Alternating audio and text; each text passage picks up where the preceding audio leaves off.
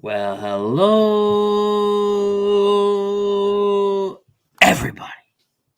How's it going on this Saturday evening? Or whenever you watch, we're live right now. Saturday, first week of December, full week of December. 43 degrees out in the great state of Massachusetts at 11:10 p.m. How you doing? Got my Patriots cap on, my Patriots sweater. Big victory Thursday over the Pittsburgh Steelers. My Red Sox mug. And I can say this. The Red Sox weren't dumb enough to spend $700 million on one baseball player. Good for them. Good for them.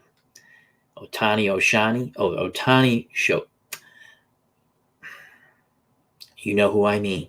Shohei Otani, dyslexia is a wonderful thing, signed a $70 million 10-year contract. That's $700 million. Good for him. That's insane. Baseball will kill themselves. I know I say it. At some point, they will. But good for him. If I was a team, I wouldn't spend that much on one player.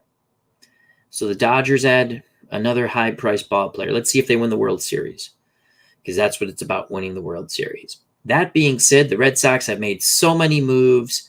I mean, that huge Verdugo trade. We got those 4 great players from the Yankees. Oh, wait. We didn't get 4 great players from the Yankees. We got 4 players I never even heard of. If my friend Christopher Anderson doesn't know who those players are, and he follows baseball, majors, minors, everything, if he doesn't know who they are, we looked them up. Not good. So I don't know if that's a money dump for Verdugo or he was a head case, but he goes to the Yankees. Of all teams to trade him to, the Yankees. We have a few people in the chat. Jim L., great friend of the channel. Hope all is well. He says, Merry Christmas, Al. Merry Christmas to you, my friend. Pesky Pole, our good friend, says, love that mug. So do I. It's going to be a tough season, maybe. But you never know. That's why they play the baseballs. You got to play the games, right? That's why they play the baseball. Makes me laugh, all these Yankee fans. Oh, I want Cashman fired. I want this fired. At least they go out and get players. So, again, their team on paper last year was not bad. Injuries caught up to them. And some bad play from some players. But on paper, you guys were all happy with that team, right? At the beginning of the season. Red Sox fans weren't happy with their team at the beginning of the season. Pesky Pole says, he is a unicorn. He's going to bring so much revenue to the Dodgers. That contract will pay for itself. Yeah, they have a high Asian population and stuff, but it's a bullshit contract. I think it's sickening. I'd like to see him donate $20 million a year, $10 million a year to charity. It's whatever. God bless him. I'm glad he got the contract. I wouldn't pay him that. I didn't want to pay Mookie Betts $300 million. I sure as hell don't want to pay that guy $700 million. Pesky posted, Verdugo is a cancer. Send the cancer to the Yanks, hoping the Sox get 2 starting pitchers. I thought Verdugo was a bit of a head case myself, just from visuals. I always worry about guys who are seems more worried about the way they look, Wasn't a bad player, solid player, but I'm making a little joke. I could care less he's with the team. Let's see what they do. They need to pick up some players. They don't have to pick up great players. They have to pick up good players. You get enough good players, you win games, right? They've made a lot of bad decisions. Getting rid of Eovaldi, stupid. Schwarber, I don't care how many times he strikes out, hits a ton of homers. You work around that. Renfroe, should have kept him. Again, I'm going back a few years. There's lots of players they could have kept and had a nice team. But that's just my opinion. Brian Hoxie, although just an hour away from Chicago, I am super thankful I have 4 minor league teams close. Can't afford an MLB game. Man, it's ridiculous. It's ridiculous. I haven't been to a Red Sox game in COVID hit too. And I would like to go to one, and I will. Myself and Nurse Teresa will go to one. I think they're getting away from what sports is supposed. Yeah, make money. I don't care if you make money. God bless you. God bless the owners. And yes, they're going to make money on the contract. But 700 million, 70 years. 70 years. 70 million a year for 10 years. Again, not my money. Good for you. They're going to kill themselves. They eventually will kill themselves. This is where other sports have a chance to take advantage of. I never wanted a salary cap in baseball. Now you sit there and you go, but the owners are their own worst enemies. Again, that's just my opinion. Whatever, good for him. If you want to, again, the Dodgers win the World Series. So,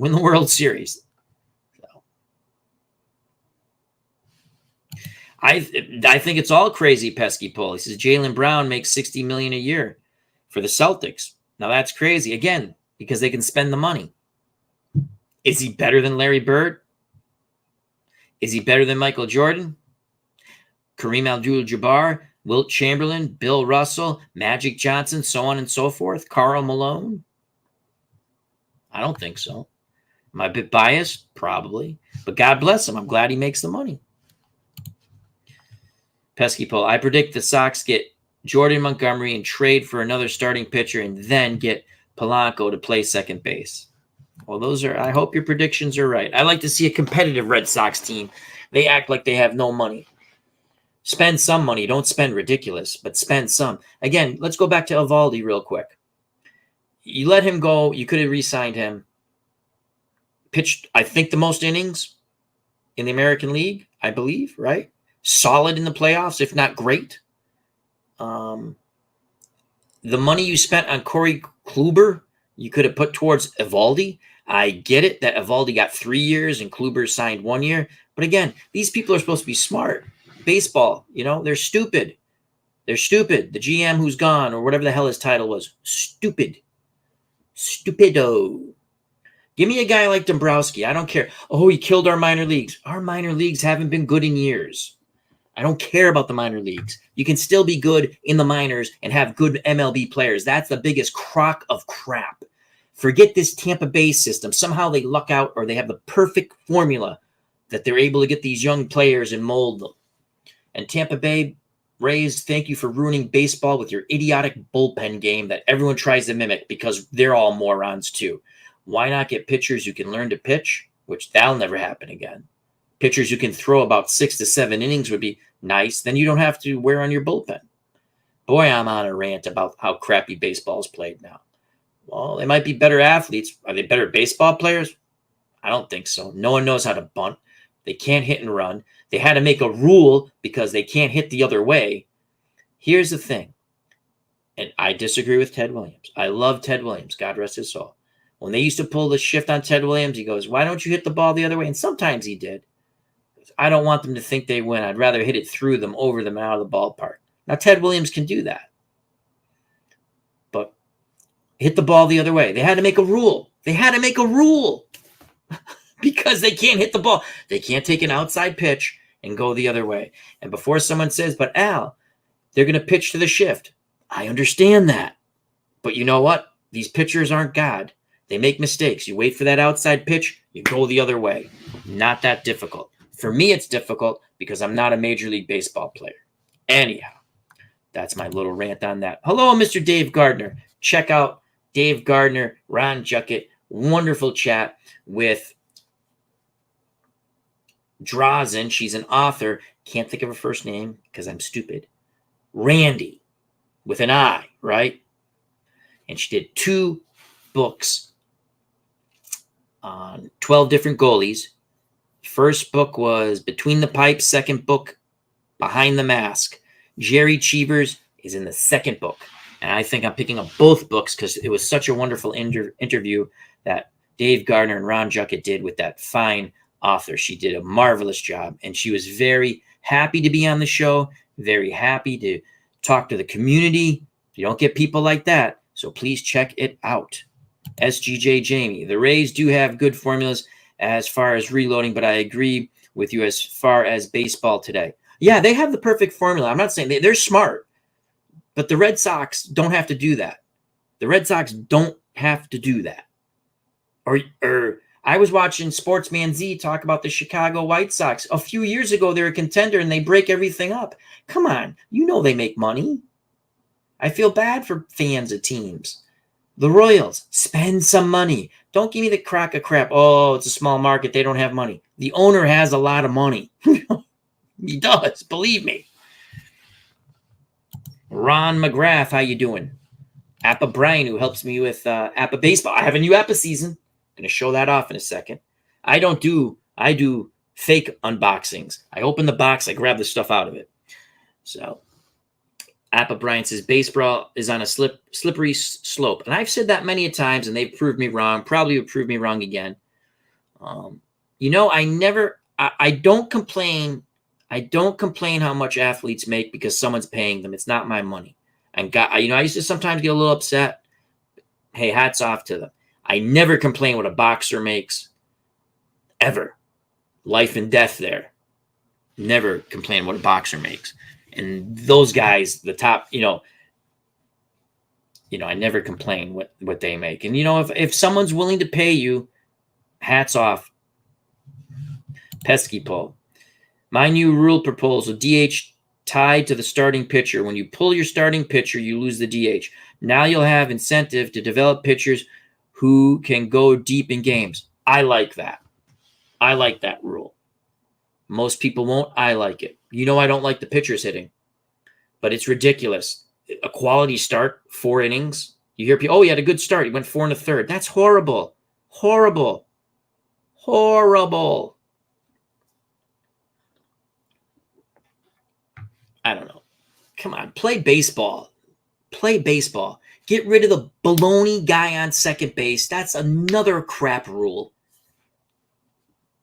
Just play baseball. Oh, the games go too long. You know what? If you don't want to watch the game, shut it off. I don't think any of the rules enhance their viewership. They can lie to you all they want. Amish Elvis, how you doing? He says, good Saturday night, Al. The living legend and chat, much love. Thank you. Thank you for the kind words. To me, baseball, play the game. There's nothing wrong with the game. Baseball's not football. Baseball's not soccer. Baseball's baseball. Baseball's not hockey. People watch because they like to play the game. All these sports, even TV shows, they're chasing this mythical demographic that you're not going to get. You know why? Those people in that demographic, guess what? Guess what? Guess what? Don't watch TV. Guess who watches some TV? We do. We do. We do. I don't watch as much baseball, not because the Red Sox weren't good. It's the style of play. I've watched 2 full college football games this year, and I enjoyed them both. I watched Michigan and Ohio State, the big game. It was a wonderful game. And I just watched Army and Navy. Wonderful game from Gillette. Will I watch the games on New Year's Day? Probably not. They all play the same stupid style of offense. It's boring. I might watch, but they ruined, again, just me. I used to like to know the Rose Bowl was Big Ten, Pac-10, right? I'm a traditionalist. And another thing, the playoff system. If you're going to have a playoff system, oh my God, it's so difficult. Next year you go to 8 teams. Why couldn't you have done 8 teams to start with? Get rid of that horrific overtime rule in college football. It's stupid. It's not football. Again, just my opinions. A tie in the regular season is kind of interesting to me. People are like, oh my God, it's a tie. Yeah, you got it. What are you going to do? You're going to play for the win or play for the tie? How's it going to affect you in the standings, in the ratings? Interesting. To play a 20, they set up on the 25-yard line, 20-yard line, to play a 20-yard football game at the end to decide it. And then after, you can't kick extra points. You can't. Well, that's an asinine rule. It's stupid. How come 1AA, it's not called that, 1AA in football, AAA, Division 3, right? Division 2, they all have a playoff system that works in football. Why couldn't you mimic that and use the bowl games? You make more money, wouldn't you? But these guys are supposed to be smart. They're smarter than us. They're not. They're luckier than us. That's all. Yeah. Okay. Arnold Hunter, rolling a game of deep drive baseball while we chat. Cool. Good to see you, my friend. Well, there's pesky polls, chat. Baseball has always been this way, though. Look back at the 50s. It was the same teams winning, the same teams with no shot. That's up to because the ownership. Okay, I'm not disagreeing, but you can't. Again, the Yankees had the best players. That's why they won.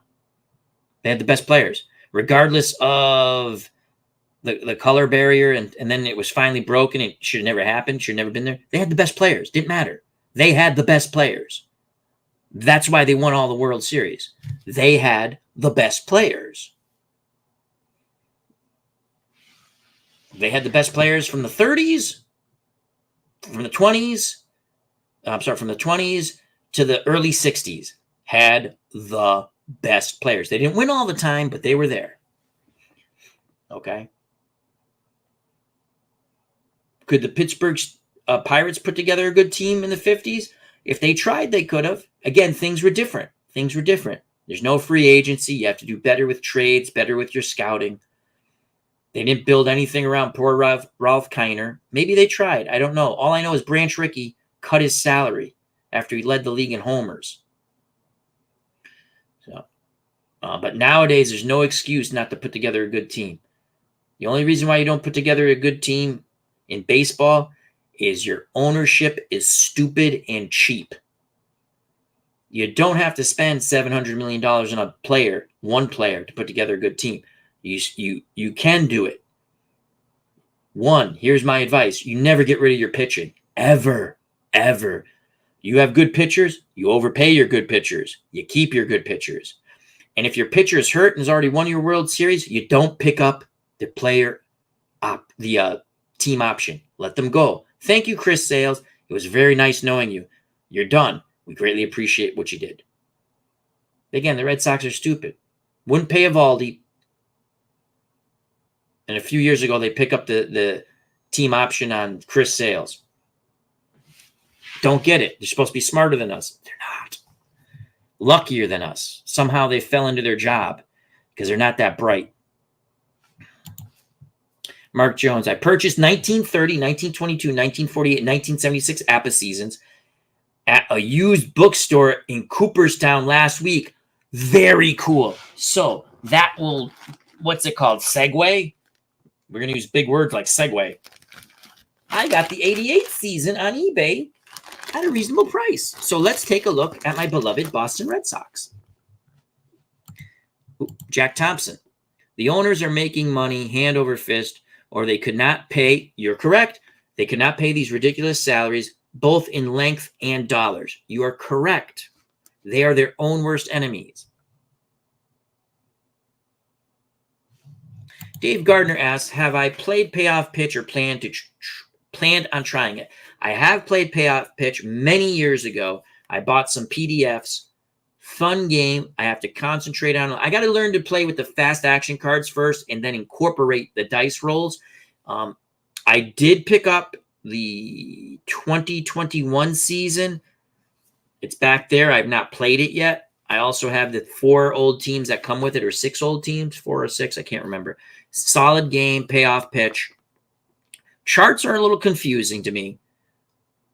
And you can purchase that at sidelinestrategies.com. Joe Bryant, a wonderful person. I highly recommend if you're thinking about the game to pick it up. Also pick up Glory Days Boxing, Glory Days College Football from our good friend Anthony Crooks at sidelinestrategies.com. We've been playing a lot of Glory Days Boxing. It's so much fun, that game, if you like boxing or if you're just a sports fan. But we did pick up 1988 APA. Appa Bryant says, World Series games gathering only 8 million viewers when the Chiefs game last week had 3 times that number. And I'm going to tell you something about that. There's more gambling, a lot more gambling on football. That's a big reason. Football is considered an action sport. When they broke it down in reality, there's very little action in football. A lot of contact when they have it. There's very little action. There's a lot of nothingness in football. I like football. I'm just saying. There's more gambling on NFL games. People have football pools. We have an office football pool. People play fantasy football. I know people play fantasy baseball, but fantasy football is huge. You know, all these sports leagues, we're all against gambling until they can get their piece. Right? So I say you put Shoeless Joe Jackson into the Hall of Fame. Right? Pete Rose into the Hall of Fame. And you can put them banned from baseball, but they go in. What's wrong with that? You see what I'm saying? Again, these are just my opinions. 1988 Red Sox, still one of my all-time favorite teams. I held it upside down at first. So this is every team, 1988, came well packaged. eBay, I've been very lucky. I've been picking up a lot of stuff for reasonable prices. I think I'm going to slow down a bit because I want to play these. I'm going to finish up my 1949 World Series, but I got all the extra players. Now, an app by extra players don't mean every player, but you get more, you know, the players who played the most. So this is really fun. You got Wade Boggs, Marty Barrett, Mike Greenwell. Very good year. I got spoiled because when the 1949 set, the person wrote the stats on the cards. I might actually do that just for the Red Sox, but it's all here. Rice and it's just a fun season to me. Morgan Magic. Still one of my 2004. I get it. They won the World Series, and I love them for that. Obviously, right? But 1988, and they fired McNamara. That was awesome. And Walpole Joe from Walpole, Massachusetts. Joe Morgan manages the team from 88 to 91. He gets fired for finishing second in 1991 so that they could make sure they hired Butch Hobson, who was god-awful. So we have the 88 season, and I will be playing the Mythical World Series, upside down again, the Mythical World Series between a rematch of 86. I think we're going to do that on the channel. 88 Red Sox, 88 Mets. Mets were phenomenal. Oral Hershiser was phenomenal in 88. And who can't forget the Gibson Homer. So again, picked up the APA, and the cards are in really great shape. I'm not going to show you all of them, but I just wanted, so that's coming up at some point. Let's put it back in the plastic bag. Let's get to the chat, and we'll show you some more goodies I got from play.com. This is not an authentic unboxing, as our good friend Kurt Berglund would say. Scroll back up. Uncle David Little's here. He had a phenomenal wrestling card on his channel. Filsinger Games. Got a lot of Filsinger Games cards coming at Uncle Dave Little. I purchased every, except this year's, Promoter Prime set. Because I like to get all the cards at once. I don't like to have them piecemealed to me. So I have all on Legends, the Legends Promoter Prime sets, and some other side sets. So I'm very psyched about that. Such a fun game, Filsinger wrestling game. Put down the cards, roll the dice, use your imagination, have fun. Throw in some homebrew rules if you want. Game's magnificent. Uncle Dave Little, I got to see if I can pick up those. You use those like not fast action cards, but instead of the charts, you flip the cards. I kind of like that.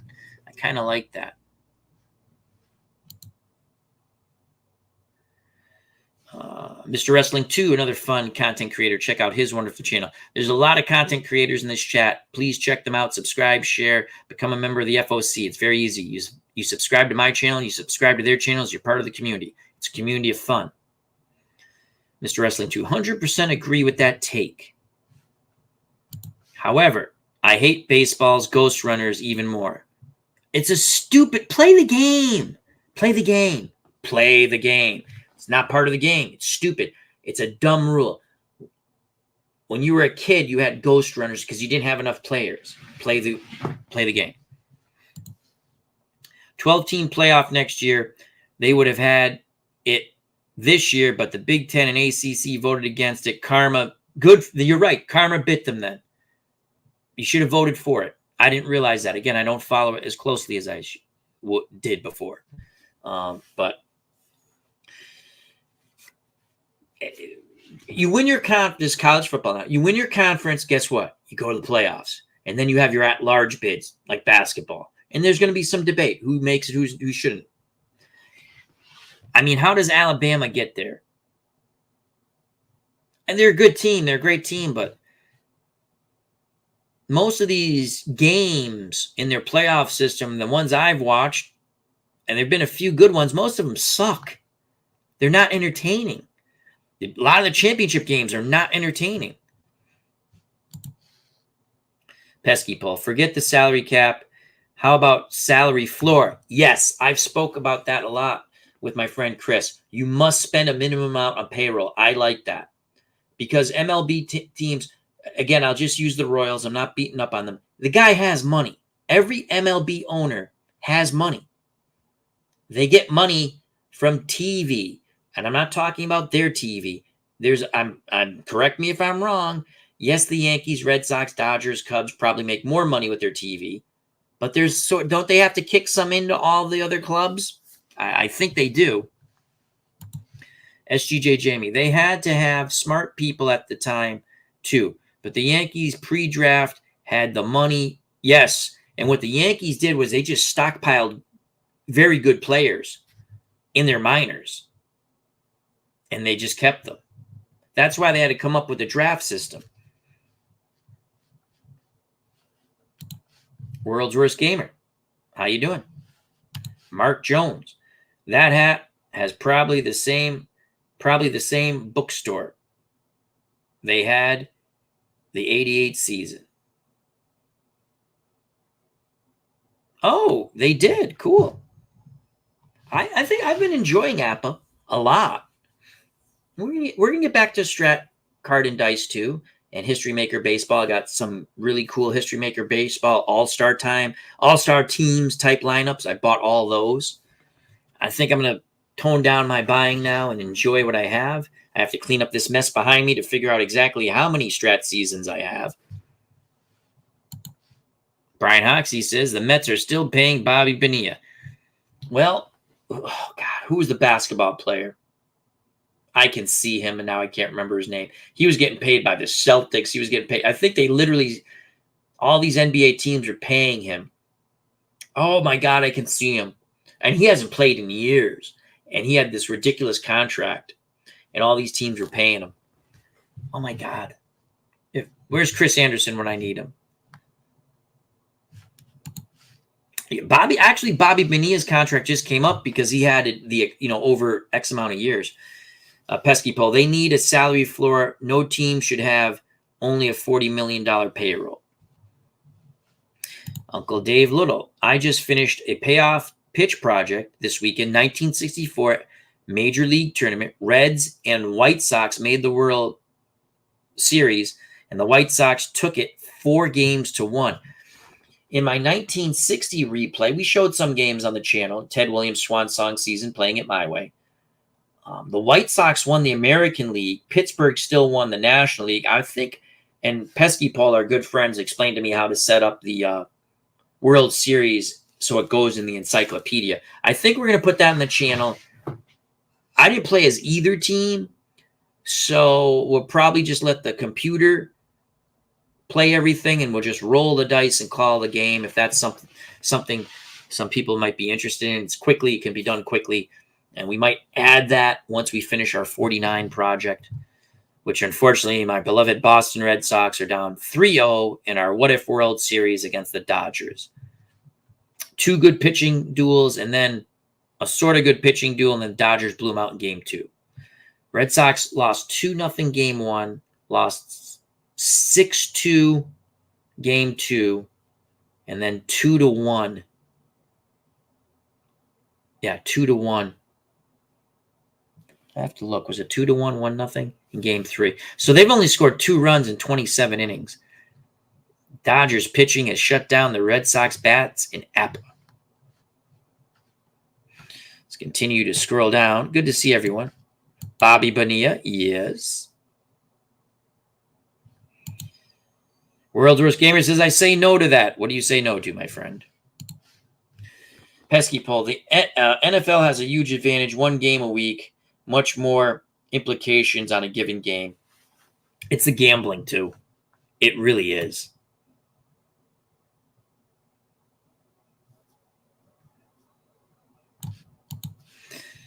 World's Worst Gamer says, I was ripping APA for weeks. And meanwhile, I'm printing NPG Plus, which is like APA, LOL. Yeah, it's free, too. I've been playing a little bit of the demo for NP3. And because I play APA, I kind of understand it now. But I wish I could print the charts. I can't find the charts in the demo. SGJ Jamie. Baseball makes their TV money regionally, not on a national level. MLB does not make NFL money, but still over $10 billion a year, more than the NBA. The NBA is a joke. That's horrible, NBA basketball. I love the Celtics, but it's unwatchable. Charles Barkley hit it on the head. And college basketball is even worse. Let's pull up and chuck another three. It's just because when I was young and I watched NBA and college basketball, ball movement, take the ball down low, kick it back out. It's the same over and over again for all the teams. Again, these are just my opinions. Pesky Paul, I can't wait for the 86 to come out on PC Replay Baseball. My family might not see me. PC Replay Baseball is so much fun. It's so much fun. And once it was explained to me a little bit, and I did out these little cheat sheets, I don't even use them anymore. I don't have to know exactly what everything is. I just have to know what the majority of the rolls are. Is it an out? Is it a hit? Sometimes I still make a mistake with some of them. But it's a fun game. You download all the graphics with one click. Can't go wrong. They've put a lot of effort into that game. Jamel, I enjoyed APA a little bit more than Strat Baseball. APA is quick to set up. It's quick to set up, quick to play. The games I play, the one to me that takes a little more setup time, because there's more nooks and crannies, is History Maker Baseball. And sometimes I want to play History Maker Baseball, but it's a little later.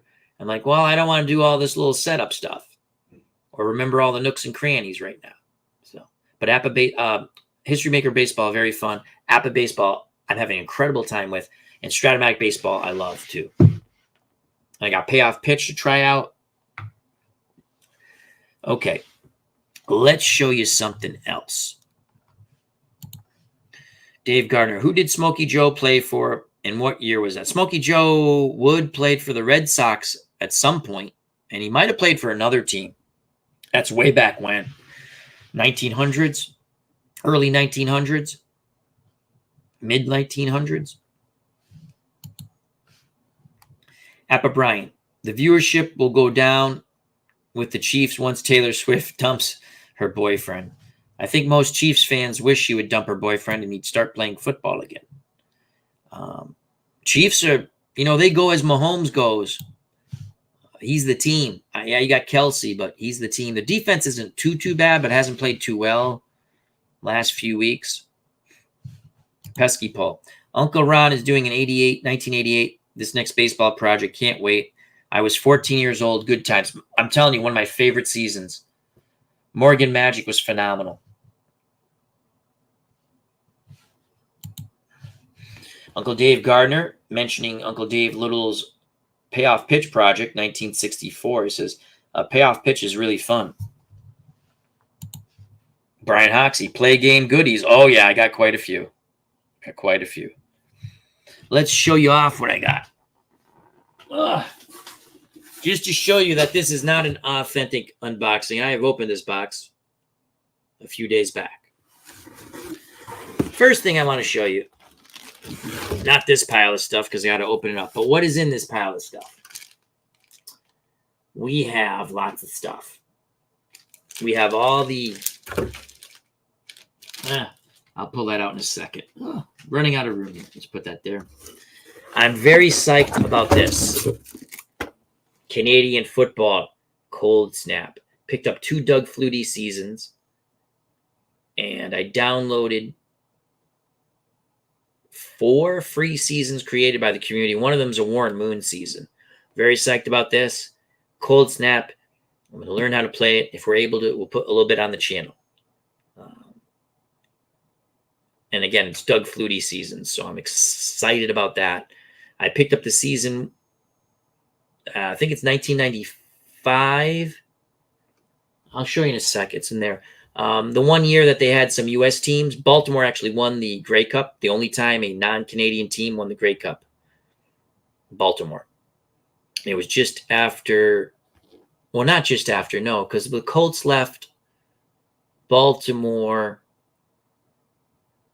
When did the Colts leave Baltimore? But anyway, Baltimore didn't have an NFL team. So Cold Snap, I'm psyched about this. We'll learn it, get it on the channel. I continue to learn Soccer Blast, which was a lot of fun when I did it. People helped me out with that. So let's put this down here. Then we're going to talk about other stuff. Put it over here. Okay. I picked up some Soccer Blast seasons, all-time kind of great World Cup teams, like all-star teams. So that's going to be fun. I finished off picking up all the like all-star teams, franchise teams. That's going to be fun. Keith always sends a nice leather. And then you get the, with Cold Snap, there's a code. You can download a free PDF season. History Maker Baseball, another code for a free PDF set. Hockey Blast, Soccer Blast, Highlight Maker Hoops. I don't have hockey or Highlight Maker Hoops. So I think Play has excellent customer service. So I picked up the 1991 season of Cold Snap. I'll just show you their team cards. Their team cards.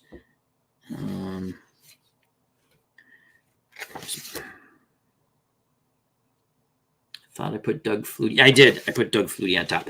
So Doug Flutie in 1991 played for British Columbia, the BC Lions. So it's a team card. I think that's quite clever. And so if you actually get a PDF, I've seen people, you fold them in half, so you flip the defense, you know. So this Calgary,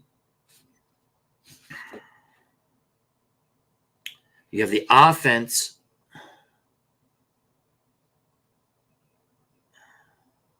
I'm sorry, British Columbia, offense here. And then when you flip it over, you have the defense here. So you have Calgary. So you have two teams on this sheet. And you know, it's perforated, so you rip it apart. So British Columbia and Calgary. So they come in sheets, team sheets. And they also have this really neat, they tell you about the season a little bit up top. British Columbia finished 7-11, had a very poor defense that killed their championship hopes, but you know, they had Doug Flutie. And they give you the playoff results down here. And then they have a quick play instant result chart. So if you wanted to do a season, you could. So that's kind of cool. So I have 91 Canadian football. And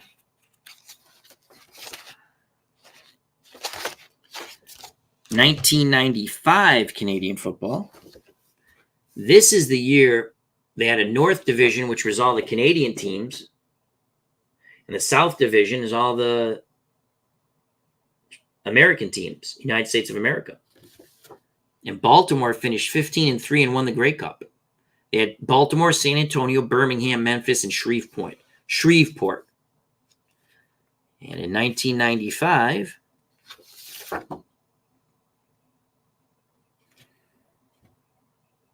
I don't remember who Tracy Ham was, but he was the Grey Cup winning quarterback for Baltimore. And to the life of me, I don't know if they were called the Colts. Were they called the Baltimore Colts? I can't remember. Stallions, maybe? So we have that. Another Doug Flutie season. Doug, I think, played for Calgary in 95.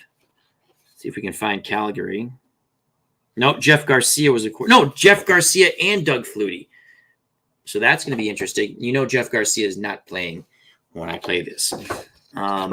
So we have two Cold Snap seasons. And again, with games, you got to learn them, especially with play games. They're not difficult. They're just different. For me, at least. All All right, I got 95. Then I picked up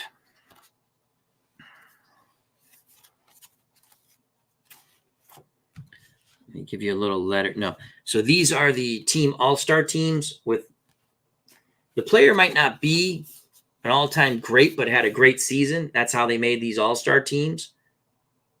Franchise all-star teams, a lot of fun. I already had like the Red Sox, Dodgers, Yankees, Giants, Pittsburgh, and St. Louis, but I picked up the rest of the teams. So that's going to be some fun. We'll get a little bit of that on the channel. We can't put everything on a channel. I'm very psyched about the International Football Legends cards for Soccer Blast. These are great World Cup players. Again, the one thing with these cards, though, and I wish I would pay more money, they're very small. Uncle Dave Gardner has redone his Hockey Blast cards with that Excel setup that you can pick up for free. Someone made it. But this is Argentina. So they have, Argentina has 2 teams. Italy has 2 teams. Brazil has 2 teams. Germany has 2 teams. England has 2 teams, I think, because there's so many great players. And then other countries just have 1. So that's the stuff. What is that? Get rid of that. I hit the button. That's the stuff we picked up from Play. I'm very excited about it. Let's put it away. And I think Play just has excellent customer service. And we'll get back to the chat in a moment. Our good friend Frank Wainscott's here. I'm doing okay, Frank. Hope you're doing well. Let's put that away. So that's some of the sports stuff.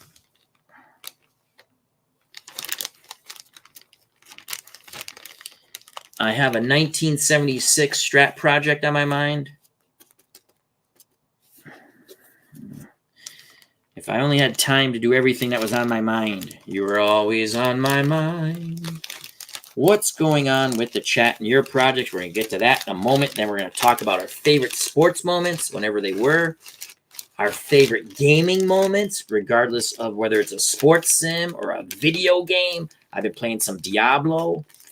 Not too much, but I've been enjoying that. Let's put this back in here. Let's put this back in here. My nephew picked this up for my birthday. Planet of the Apes, an alternate kind of history. I've already actually read this on my Kindle, but it's really nice to have it. It's like what they call a graphic novel. It's basically a thick comic book. The artwork's wonderful. The stories are great. You're like, why didn't they make some of the movies like this? So I'm a big Planet of the Apes fan, as you know. I won't bore you with that, but very cool. Very excited about that. Now back to the chat.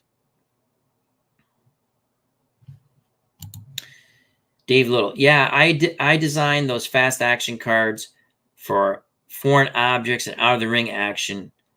I can send you a PDF. Oh, cool. I think it's cool. With Phil Singer games, sometimes I don't use the choice chart, or I make, because the choice chart is fun, but the stuff on and there's many different choice charts. When I bought some bootleg cards, I got a bunch of charts, but I got so used to the basic charts. I knew where everything was and what it was. So I knew what was a good roll and not a good roll for which wrestler. That the ones I picked up was kind of more of a mixed bag. Fun stuff, It took a long time to get all my stuff, but I finally got it. Cards aren't bad. I mean, that was a while back. I already discussed that. I'm not going to go through that again, but I'm enjoying them now. I was pissed off for a long time. Wouldn't even play them for the fiasco that I had to go through to get those cards after I paid for them right off the bat. So be wary of buying stuff from people. And then I was painted the bad guy. Kind of funny. Person had my money. I didn't have all my cards. I think you'd be pissed off too. Learn to package it properly. Amazing. After I bitched and complained to the guy and called him out, he packaged it properly and I got it the second time. Effing ridiculous. Dave Gardner. Where didn't call them ghost? We didn't. Yeah, Invisible Men. That's right, Invisible Man. And again, we've talked about this before. When you had those, I know we had special rules when we were playing baseball. If you're playing 4-on-4 and you had a left-handed batter, well, he couldn't hit the ball to the left side. He had to hit, center right. And if you were a right-handed batter, you had to hit it center left. If you hit it to the opposite field, it was an automatic out. So you had to pull everything because you didn't have enough players. Just like they really play in Major League Baseball, they pull everything.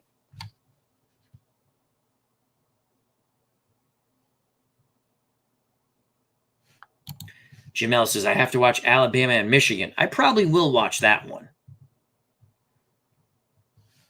Again, we said hello to Frank Wainscott.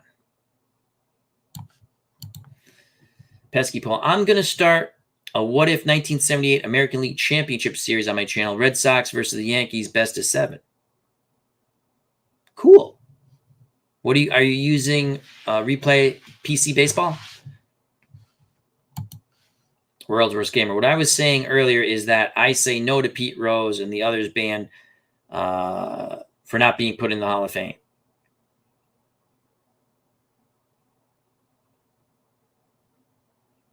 So he's against it. And that's fine. That's cool. I think you should put him in. And put banned from baseball because of what they did. As players and what they did on the field, he should be in. Pete Rose was also suspended for life as a manager, not as a baseball player. And you could say, well, he was gambling then. He probably was. That's not what he was banned for. It's not what he's banned for. They're going to put these guys, they're going to put him in posthumously after he dies. Just put him in now.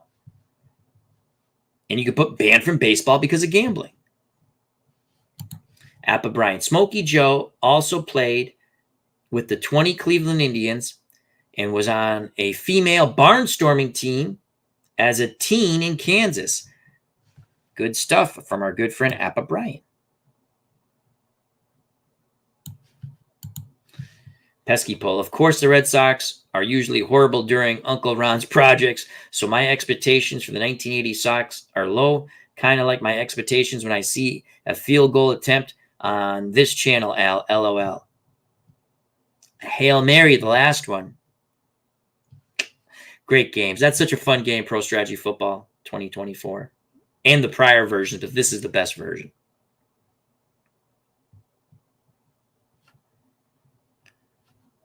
SGJ Jamie. Baltimore Stallions.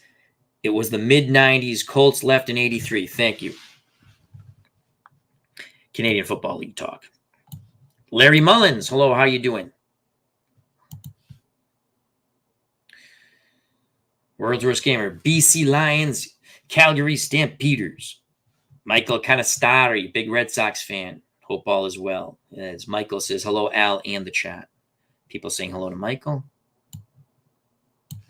Oh, Larry, you came a little late, but that's all right. We'll go through. Larry wants to know everyone's thoughts on Ohtani's 10 years, $700 million. Well, good for him. I wouldn't have paid him that money. Baseball's going to kill themselves. I've said this before, and somehow they survive, and they probably will survive, and I'll eat my words, but I wouldn't spend $700 million on one player. That's just me. Let's see if the Dodgers win a World Series. Wouldn't it be funny if they finished third? I'd be laughing. Dodgers fans wouldn't be happy, but I'm not a Dodgers fan. You kind of hope they fail, right? Because to me, it's ridiculous, $700 million. But again, I'm not paying the guy, so good for him. I'd like to see him donate some $20 million of it to charity. If someone gave me $70 million a year, I don't need $70 million. I'm going to help make some other people's lives a little better, right? I'm going to keep my money enough to make sure my family's all taken care of and stuff forever. But I don't need all the tax write-off either. Gladly pay my taxes. Who cares? I do it now, not gladly, because Lord, they don't spend your money correctly. But that's, again, just my opinion. Scroll on. World's Worst Gamer. Baltimore in the Canadian Football League were called the Stallions. Yep, okay. I had to look it up, though. Totally forgot about. Yeah, they only. I think all those teams only played 1 year. All the American teams.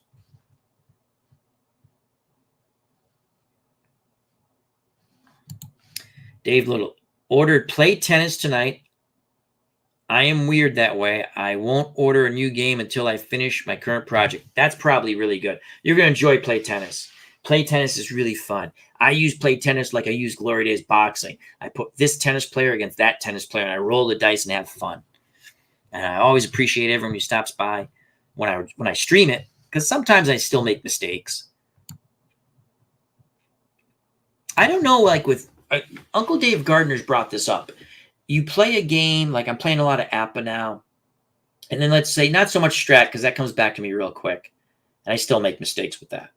But like when I go to play History Maker games, or play games, excuse me, it takes me a bit to remember all the rules and what you're supposed to do. And I'm like, so sometimes I'm like, oh, I kind of want to play this, but I kind of forgot some stuff. So I go back and I play what I know. But I love History Maker Golf. To me, is so much fun.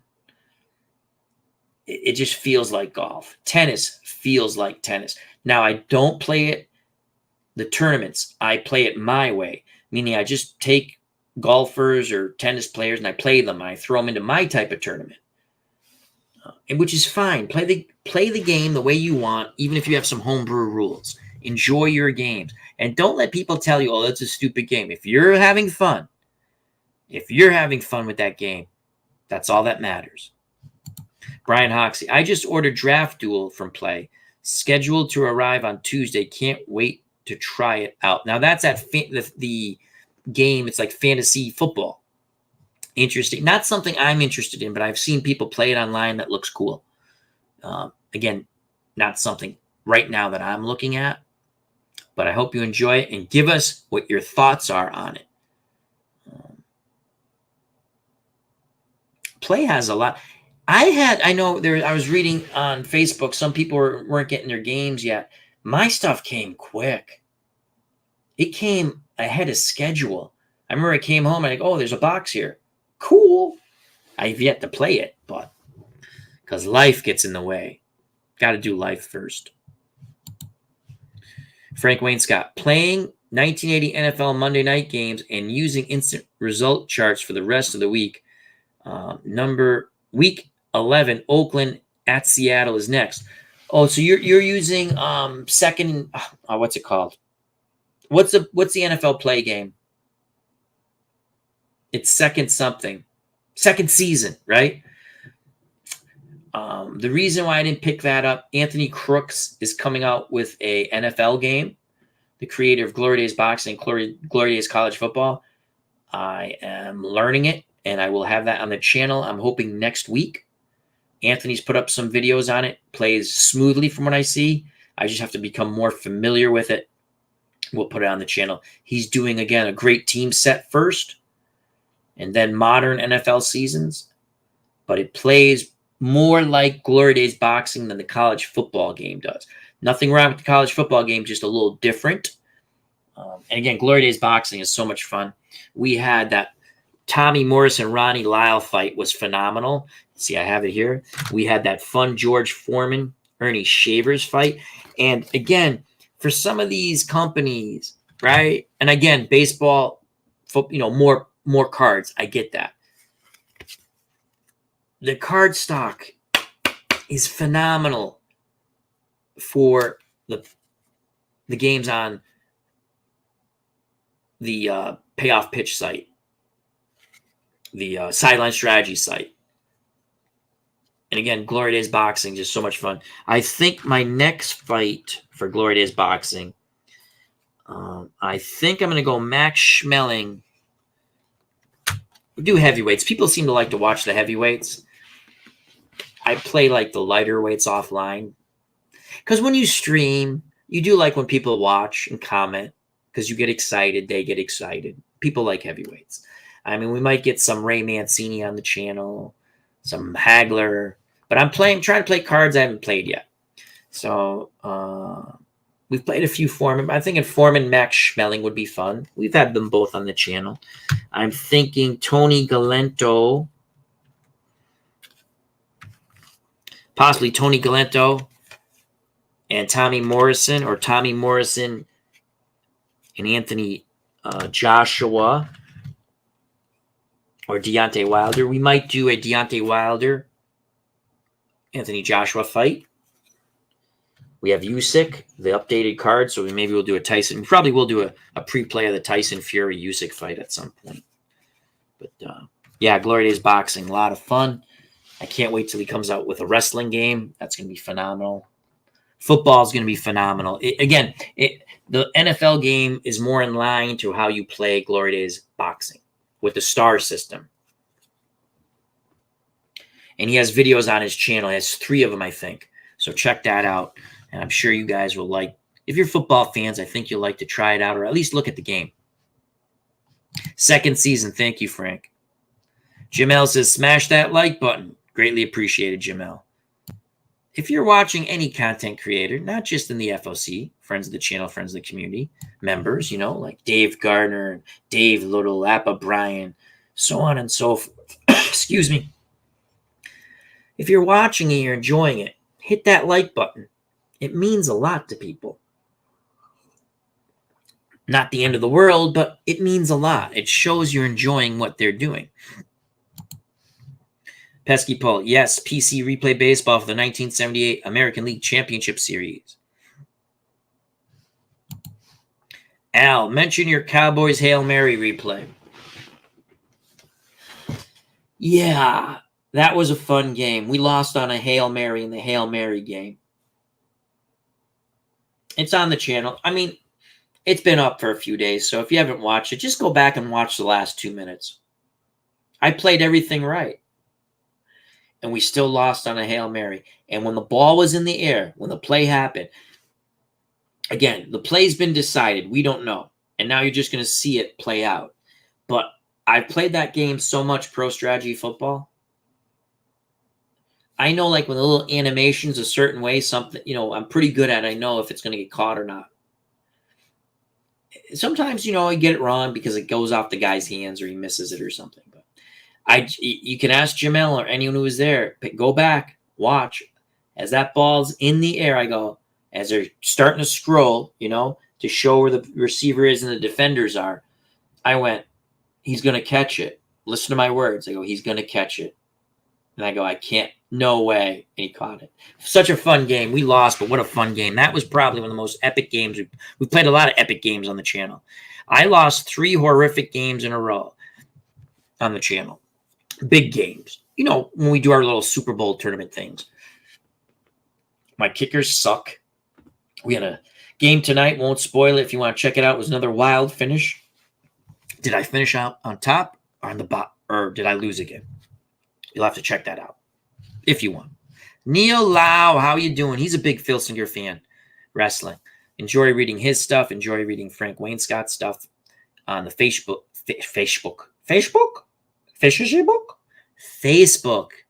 group. Phil Singer's a lot of fun game. Quick setup, quick play. I mean, quick setup to play the game. I've added a few homebrew rules with that. So what I've done, say if the negative number is the better number. So if you have a -2 for agility, that's good. -5 is the best. I think I saw a -6 on a homebrew card for power. Or 5, I can't remember. So what I've done when they have the say power or agility check, I re-roll the dice and you deduct. So low number wins. And most of the time, the guy with the better agility or better power will win. But once in a while, it doesn't. And it's kind of fun. I kind of like that. And I think I saw someone do that. It's not like an original thought, but I like it. And I'm using it now. Steeler fan 1933 says, hello, Al, in the chat. Hello to you, my friend. Larry Mullins. As great as Mike Trout has been, has he ever been in the playoffs? Was he in the playoffs early on in his career?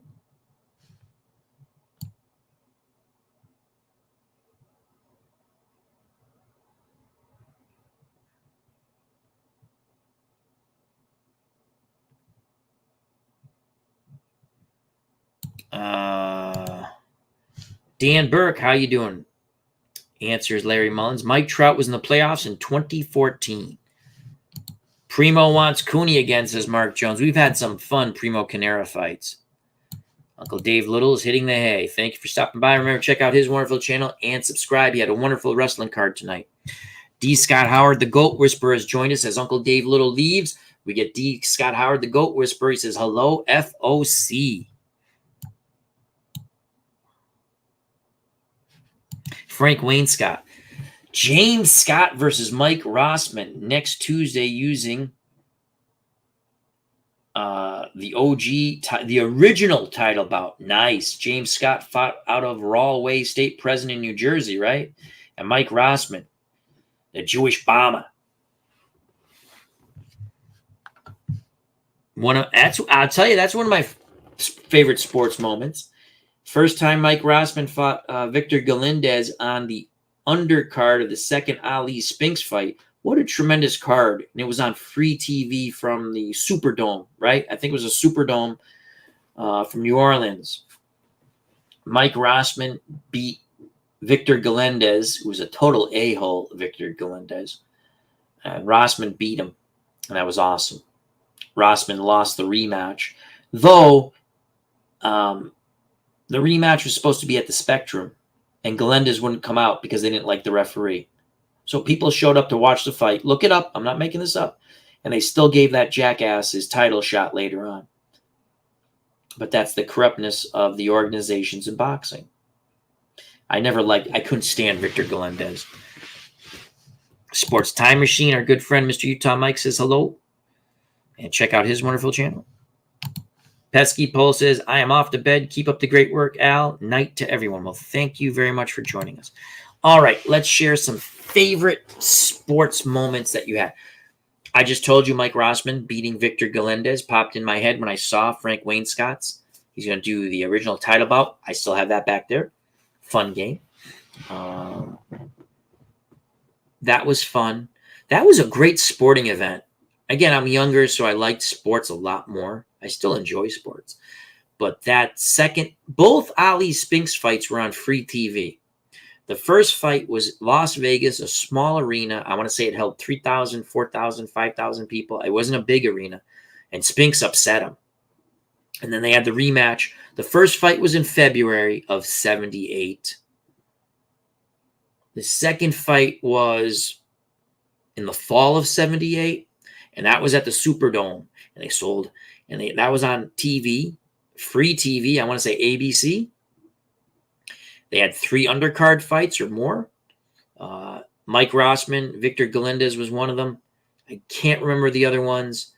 And, of course, Ali regained the title, defeating Michael Spinks, and should have retired. Instead, he fight 2 more times, lose to Holmes, lose to Trevor Berbick. Berbick fight was in the Bahamas. That was not on free TV.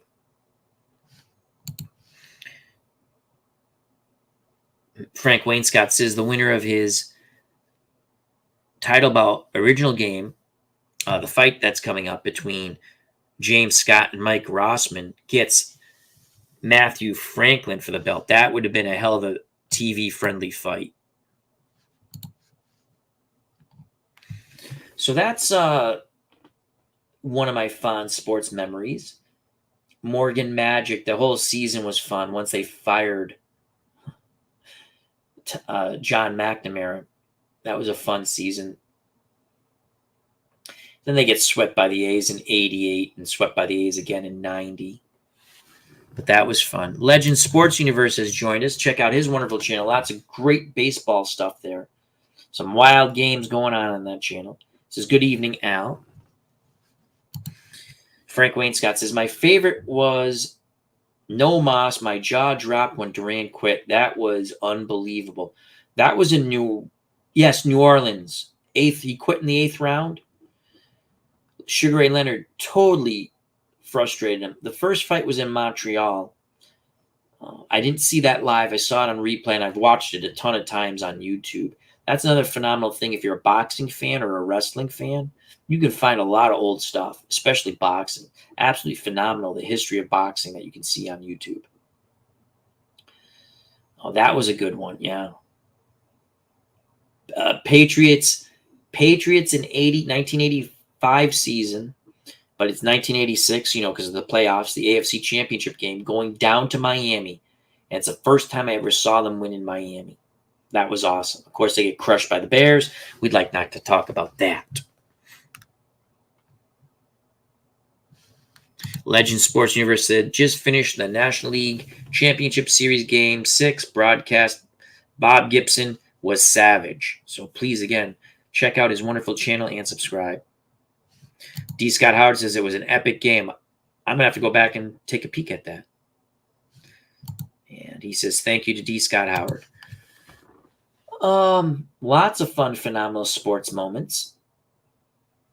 Kirk Gibson, when he hit that homer in 86, I'll never forget that off Eckersley. We've talked about that before. I remember thinking if he hits it too hard to right, they'll throw him out at first.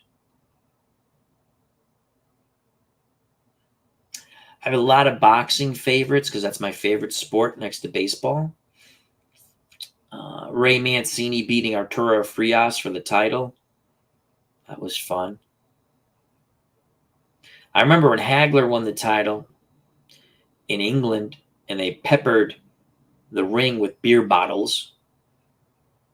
You don't forget that.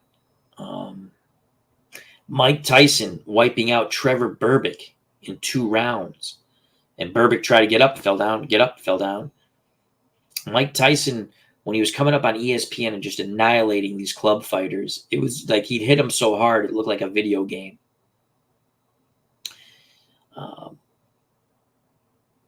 Buster Douglas beating Mike Tyson.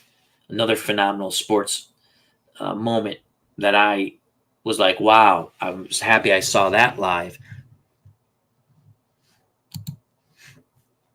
Legend Sports Universe Hagler, all-time favorite. Sports Time Machine, Mr. Utah, Mike. 1981, I probably got into football. Dolphins, Chargers, Bills, Jets, Freezer Bowl, Bengals, Chargers, the catch. San Francisco versus Dallas, Dwight Clark. Yeah. Those were, that Dolphin Chargers playoff game. Wow. The Bills Jets was a close one too. Good stuff. Legend Sports Universe. Hagler always resented the reaction when he beat Minter. Oh, absolutely. He couldn't celebrate. He couldn't enjoy his title victory. They literally threw glass beer bottles into the ring. Go back and watch it. It's scary.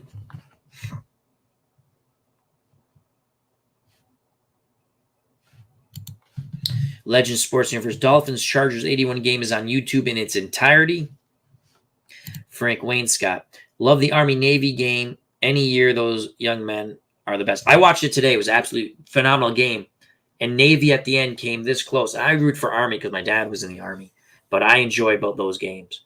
I'll tell you, I can't remember the exact year. And I want to say it was Navy. And they were playing Miami when Miami was still a powerhouse. Navy had a pretty good team that year. Obviously can't. Again, I don't remember if it was Army or Navy. One of the two teams had a good team that year.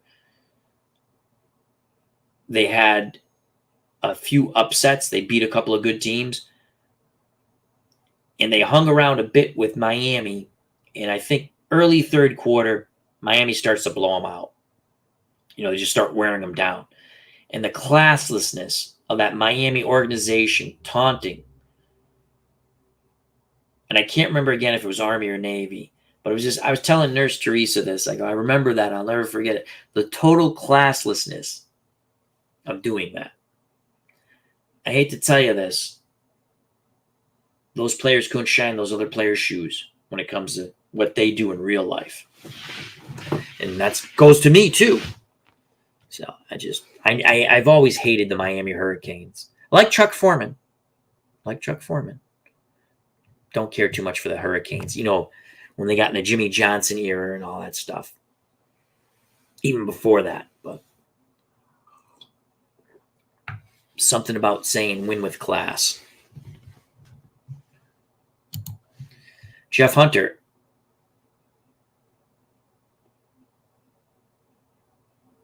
Al, I saw your Wild Mini versus Dallas game. Crazy. Oh my God, it was. It was fun.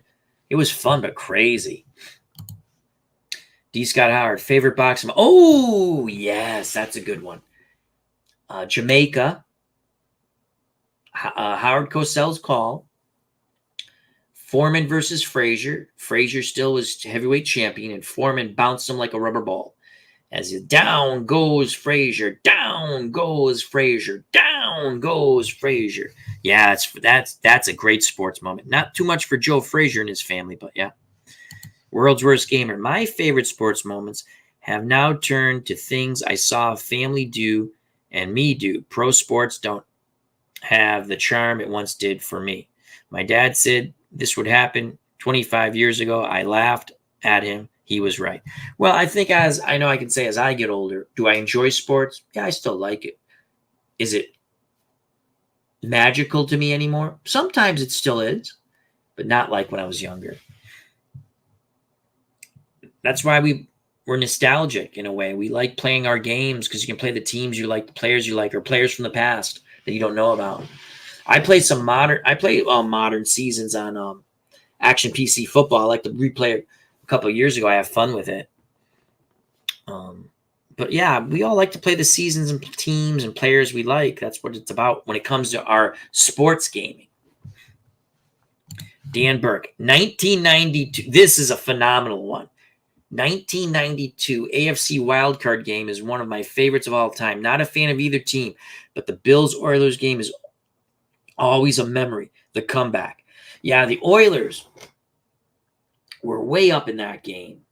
The Bills come back and beat them.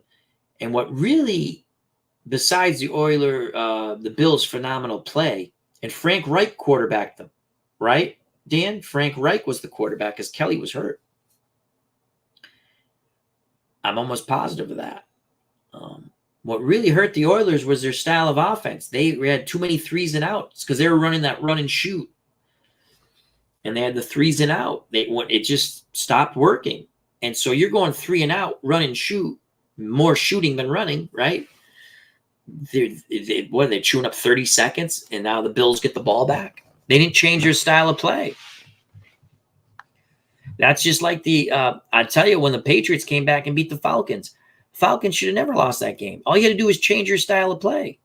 Run the ball a little more. The guy was averaging, 6.5 yards a carry, 7 yards a carry, something ridiculous. I get it. He didn't carry the ball a lot. But all you had to do is run the ball. You had the best field goal kicker in the business. A field goal makes it a 3-possession game with what time's left. The odds of the Patriots scoring 3 times. And they played stupid. They come out throwing the ball, sack, or the 2 sacks, put them out of field goal range. And when they asked the coach of the Falcons, well, that's the way we play, I would have fired him. It's the way you play. You're morons. You run the ball. You still line up in your normal offense and you run the ball because guess what the Patriots are going to do? They're going to play the pass. That's what they did, and that's why they weren't successful with the pass because the coach didn't adapt. You're stupid. Stupid. Yeah, that's a great one. That is a great one, Dan. And Frank Reich, look that up. I think he was the quarterback.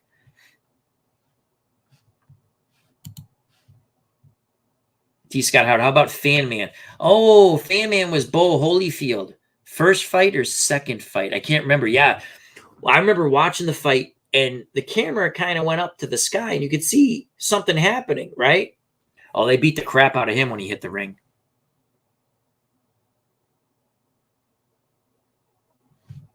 Frank Wainscott says, Rutgers did it 1 year ago. 1 year also.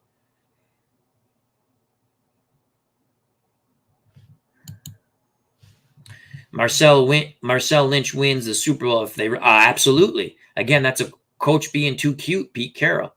You got the best short yard, a very good running back. Now, am I glad they threw a pick? Absolutely. I'm glad the Patriots won, but I have Marcel Lynch. I'm not a big Marcel Lynch fan,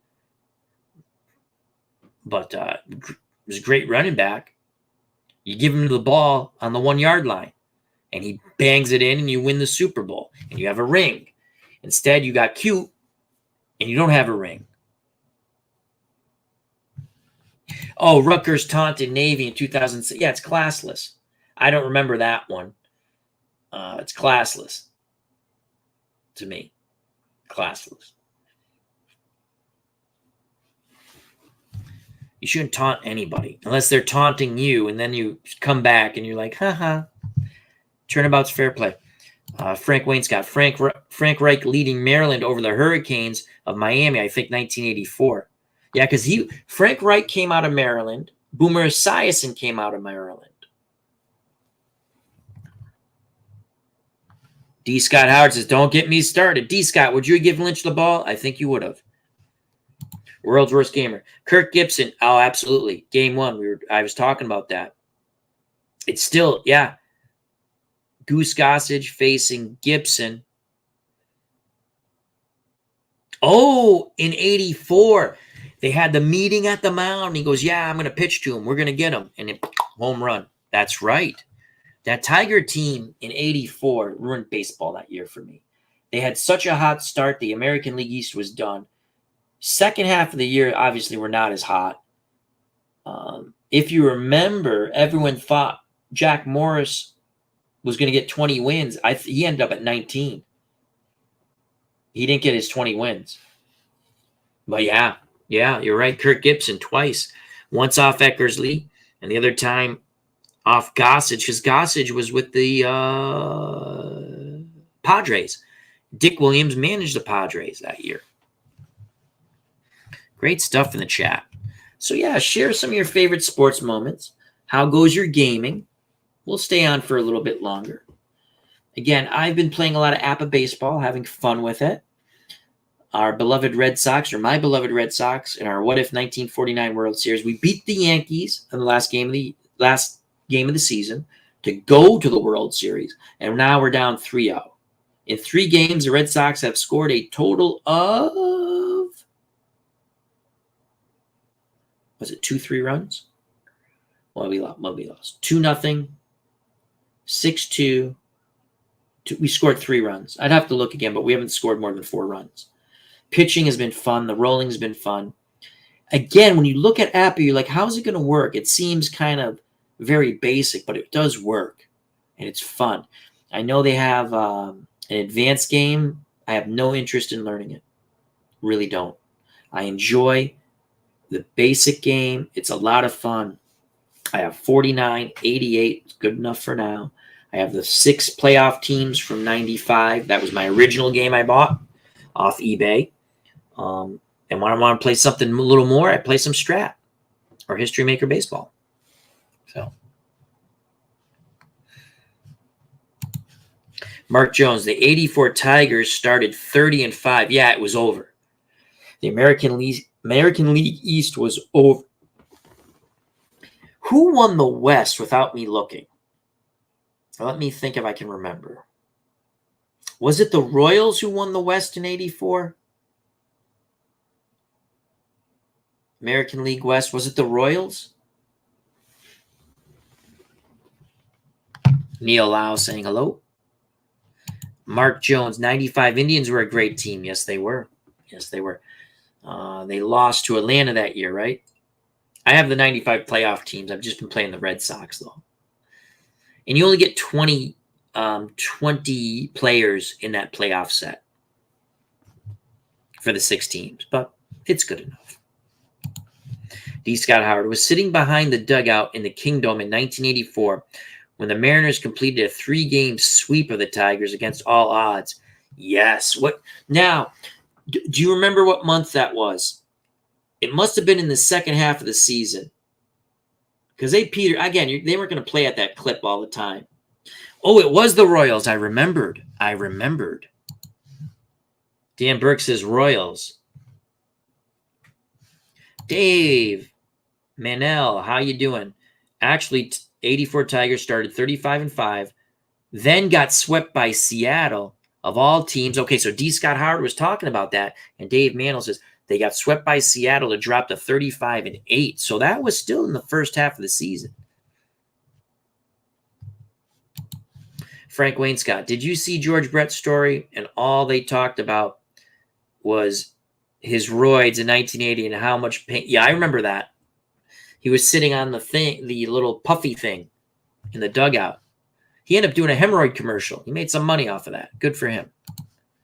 No pain, no gain. Hemorrhoids are no fun. I'll just say that. So the Royals won the West in 84. In the American League, obviously the Tigers beat them.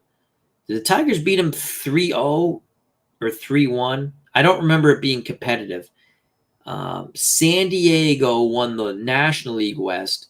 Is that the year they beat it had to be the year they beat the Cubs. Is that the Durham year when the ball goes through his legs? Cubs won the East in 84, right? Right? Cubs won the East in 84.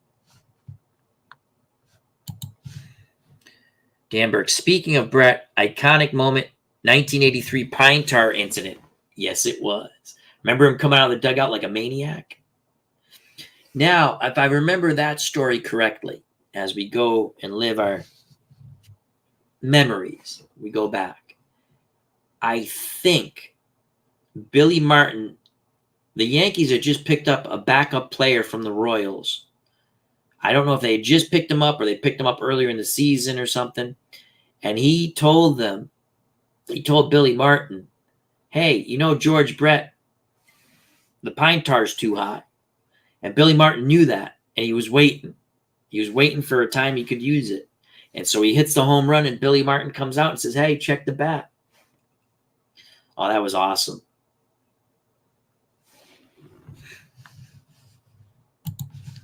Mark Jones. Punky Brewster did a show about the 1984 Cubs playoffs. Really? I did not watch too much of Punky Brewster. Punky Brewster wasn't the guy from Soap on that, Bert? And didn't they have a big dog? Am I remembering the right show? So 84, that's the Durham. The ball goes through his legs at first, right? 85, St. Louis wins the division.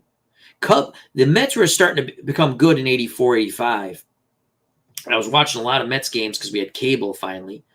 In the area I lived, finally got cable. Not just us, but the area, the municipality finally allowed cable to come in. And Channel 9 had a lot of Mets games, and I enjoyed that. Ralph Kiner. Tim McCarver, and who was the other guy? Kiner's Corner. Always loved Kiner's Corner. I love Ralph Kiner.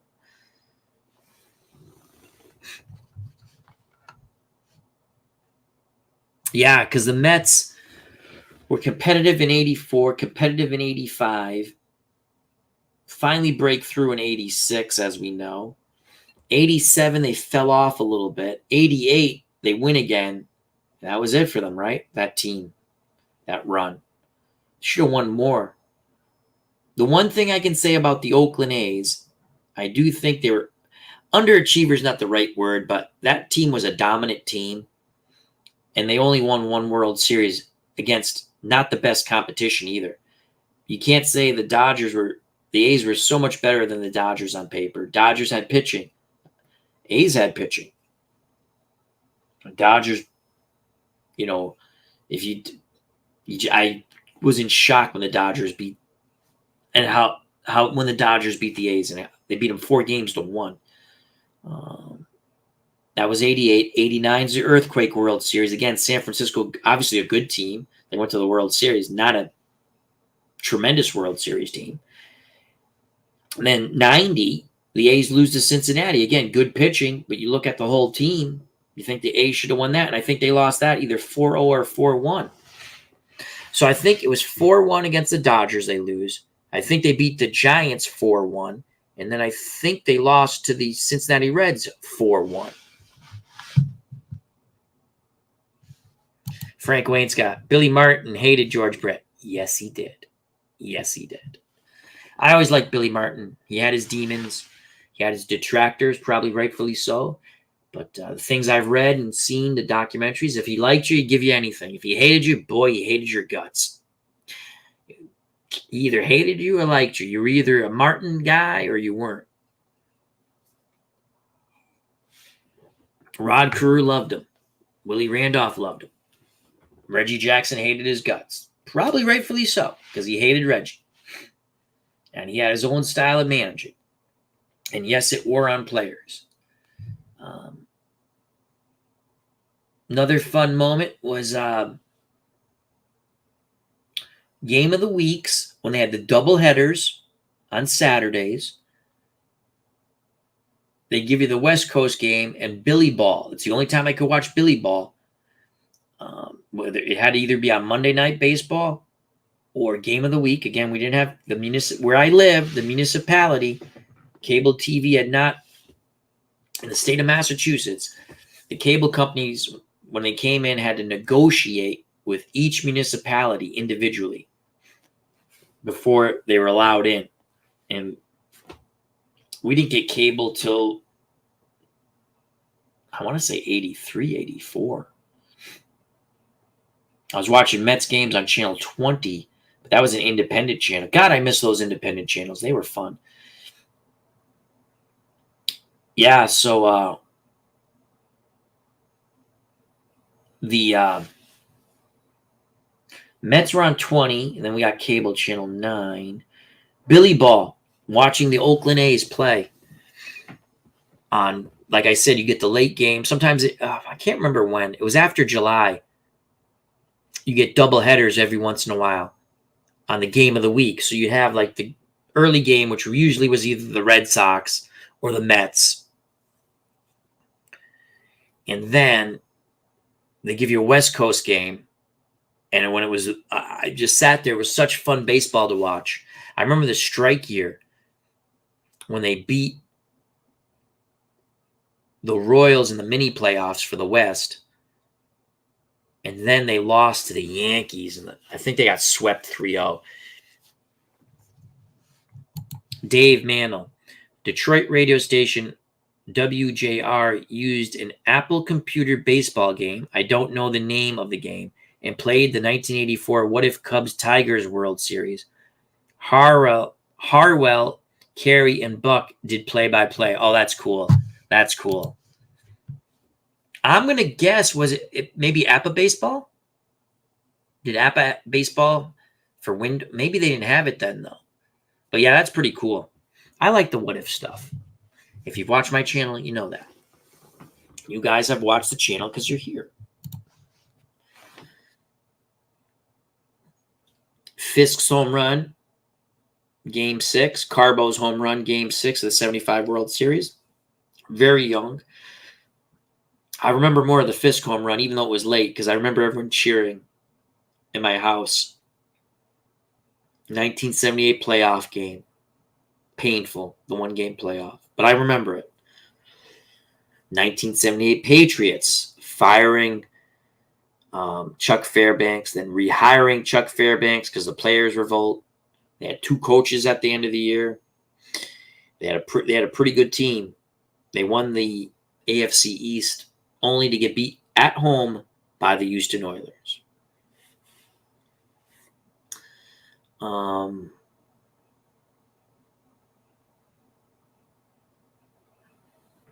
Bruins, Islanders, when Pete Peters was the goal, Islanders beat them. I don't think it was the East Finals or whatever they call it. You know, you had the Campbell's Conference and the other the Wales and the Campbells or something. I think it was the semifinals. And the Islanders beat them with Billy Smith, who played for the Springfield Kings in the AHL at early 70s. Won a Calder Cup. Before I remember, I was very young, obviously. But I read about it later on. Billy Smith was, in that time period, phenomenal. At least when I watched him, it seems like the Bruins could never put the puck by him. Bruins have got Pete Peters from the Capitals. Fun team to watch. That was a fun team. Middleton, Brad Park, and many others. It was a good aggressive. O'Reilly, Milbury. Oh, Brian Hoxie, you are absolutely right. Oh, wow, this is a tremendous moment. 1980 Olympics. Again, that was shown on delay. but I didn't know who won because I wouldn't listen to the radio. That was phenomenal. I got goosebumps, Brian, just thinking about it. 1980 Olympics, the U.S. defeats the USSR. Absolutely phenomenal. That was great. Dan Burke. April 1987, Game 7, Islanders Capitals, 4-overtime game. I remember staying up and watching on ESPN. Pat LaFontaine scored the game winner on a turnaround shot, beating Bob Manson. That is awesome. Frank Wainscott.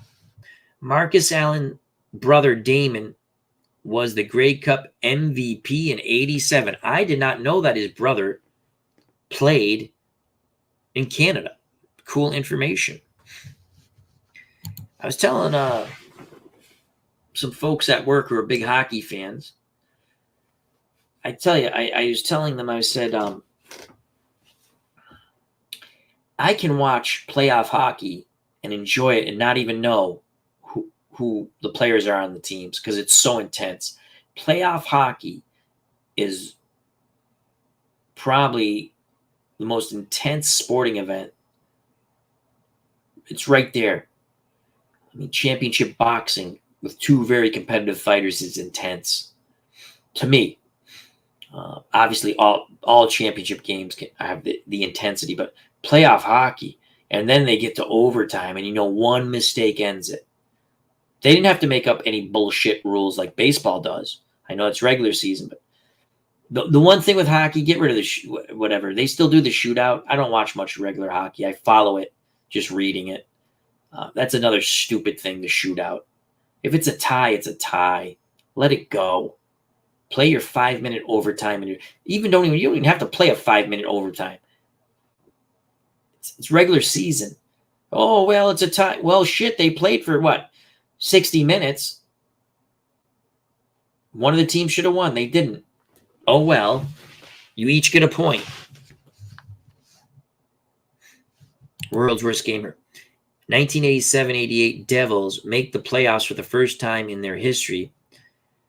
On the last night of the season in overtime versus Chicago, call still gives me chills. Very cool.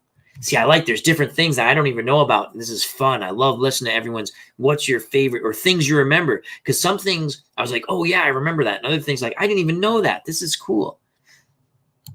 Brian Hoxie. Just a movie, but if the locker room scene in The Miracle before the game doesn't give you goosebumps, then there is something wrong with you. I agree.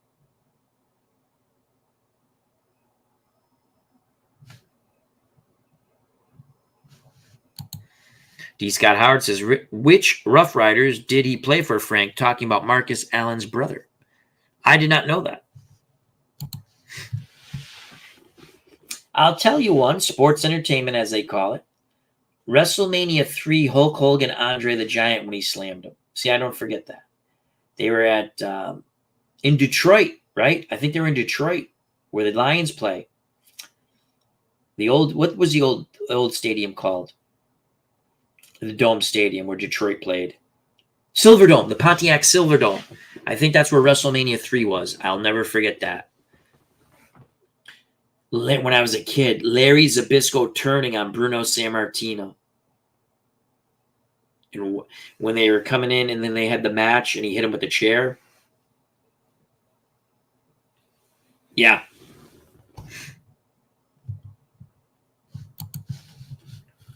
Dan Burke, World's Worst Gamer. Do you remember the Jim Schoenfeld playoff moment telling referee Dan Koharski to have another donut? Sports Time Machine. I remember the Rangers. Oh, 1994, right? That was awesome, too. I followed the Rangers that whole season. That was fun. Yeah, that's a good one, Mr. Utah Mike. Sports Time Machine. Our good friend, Mr. Utah Mike, says, I remember Rangers winning the Cup for the first time since 1940. Mark Messier, classic Joe Namath guarantee against the Devils in Game 6. In Game 6 series before. Yeah, well. World's Worst Gamer. Yes, the slam of Andre was amazing. I can still see the cameras flashing. Yeah, and again, that was like, wow. Now, since then, I've learned that Andre has been slammed by a lot of guys. Again, I was young. I didn't follow dirt sheets or read things. So I just watched WWF. I didn't know, but it was phenomenal.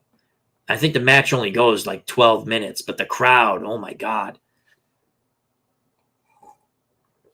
Excuse me.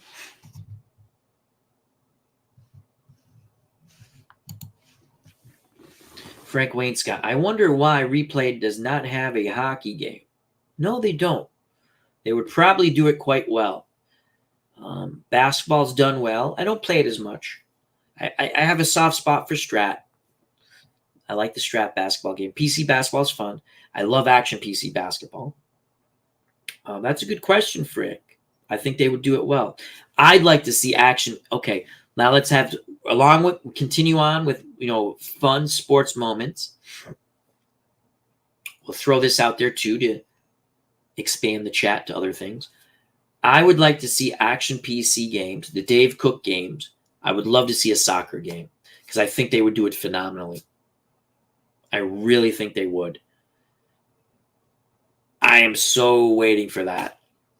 They're never going to do it. But to have the 11 players and you can visualize it. Yes, I know they have Football Manager. That's way above what I want.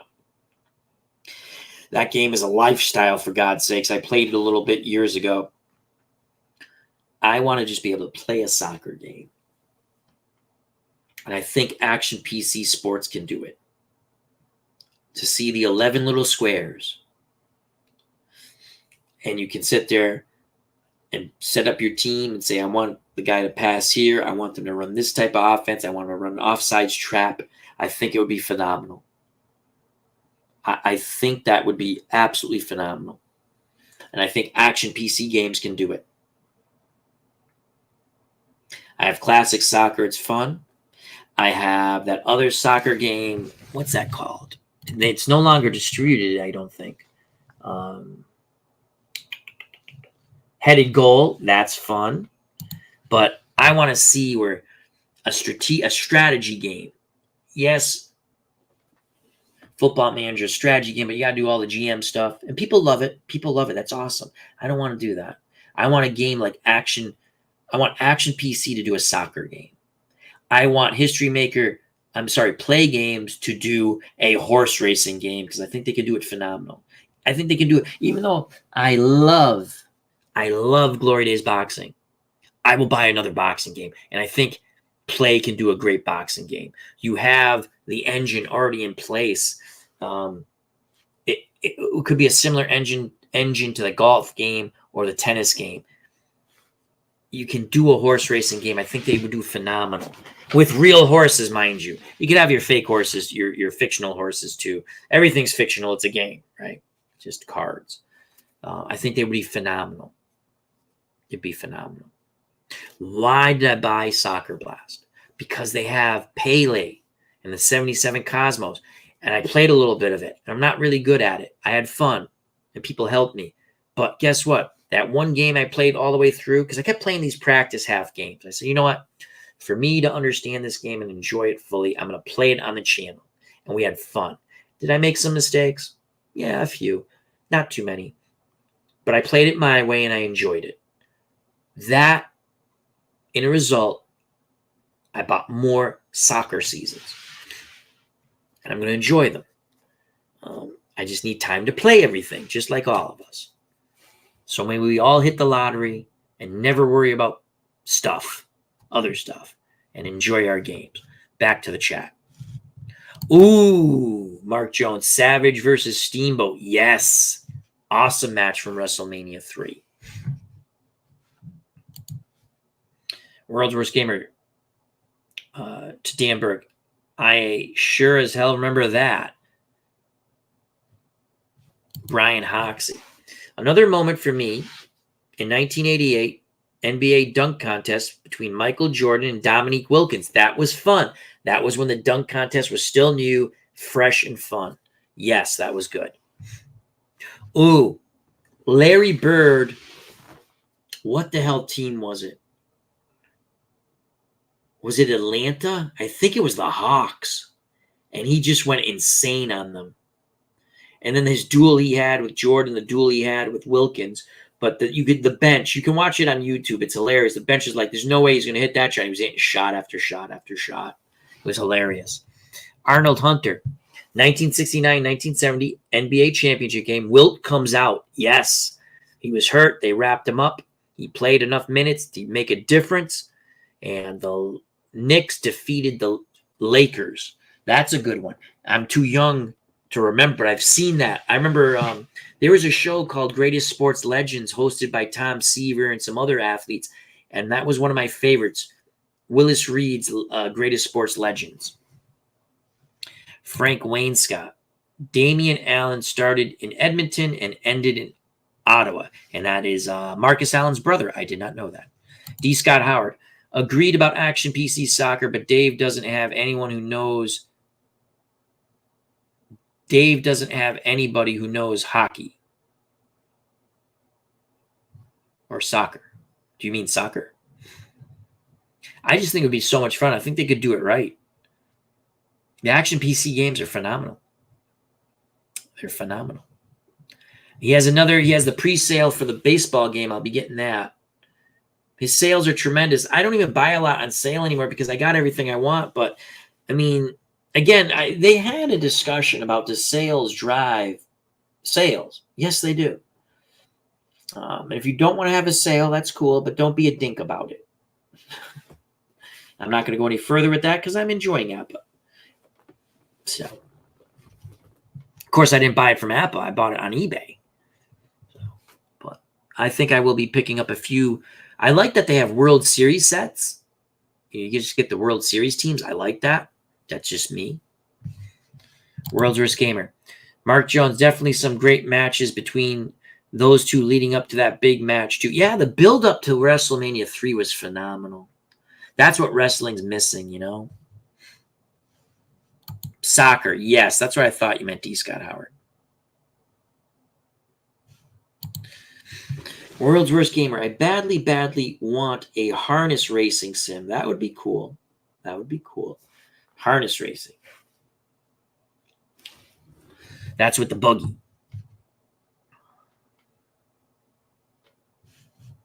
He doesn't know anyone who knows soccer. Our good friend, Bernard Strom Sports Replays. Check out that wonderful channel and subscribe. He says, hi, Alan, chat. Hope you are well, Al. I am A-OK. The same to you, my friend. Frank Wainscott. I think Play would do a great boxing game. Yeah, it'd be different, you know. I love my boxing games. I love my wrestling. I love all my games. I'll buy games. I really want a soccer game, and I want it in the fashion. These are just things we want, right? Wishes for Santa or whatever. Wishes. Action PC to do a soccer game. I think that would bring them a lot of sales. I really do. I really do. I want Play to do a horse racing game and a boxing game.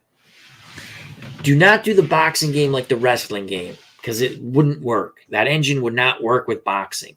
I'm not talking about the storyline stuff. I'm talking the engine with the points. It wouldn't work, in my opinion. I think they should do it just like the golf game. You know, how you just read the stuff. And it'd be easy to understand.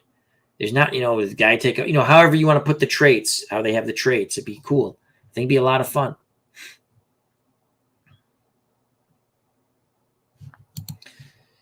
Sports Time Machine. Oh, yeah. You have to listen to the Johnny Most. Yeah, I'm sorry, I should read it. What game was it? Stolen by DJ, past the bird. One of the best scoring calls in history, Johnny Most. That was a radio call. That was the game against the Pistons. The Pistons were like, yeah, we won the game. Nope. I listened to that on the radio. I listen because we used to listen to most on the radio rather than watch. I don't even think that. I'm trying to think. That probably was on TV. I'm trying to think if it was or wasn't. Probably was on cable TV somewhere, but that was against the Pistons, I'm pretty sure. Bird stole the ball, passed to GJ, and he laid it up. It was against the Pistons. Frank Wainscott. Qualities like Glassjaw and Tomato King. Yeah, I think they could do it.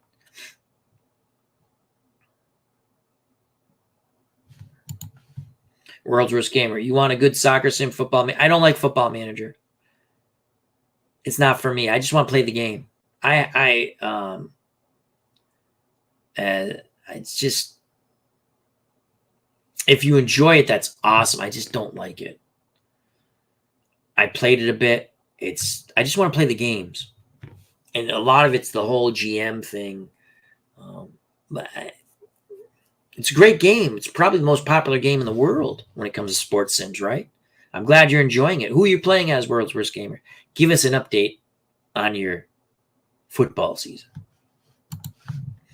Mark Jones, I have Appa Boxing. Haven't played it yet.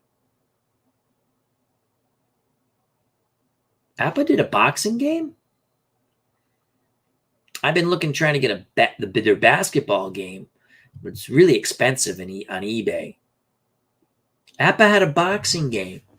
Was that the precursor to Title Bout? Do I remember that? Did Jim Trunzo do something with Appa and then decided Appa didn't want to do it, and he did his own thing with Title Bout?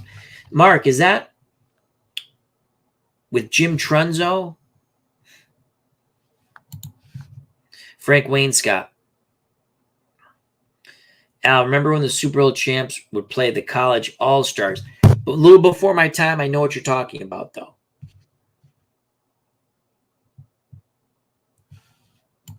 D. Scott Howard, do you mean versus Detroit? Bird steals the Isaiah inbound pass? Yes, that's what he's talking about. Our good friend, the GOAT Whisperer, D. Scott Howard. Bernard Strom Sports Replay. Nothing beats Havlicek stole the ball. That's another good one. Another Johnny Most call.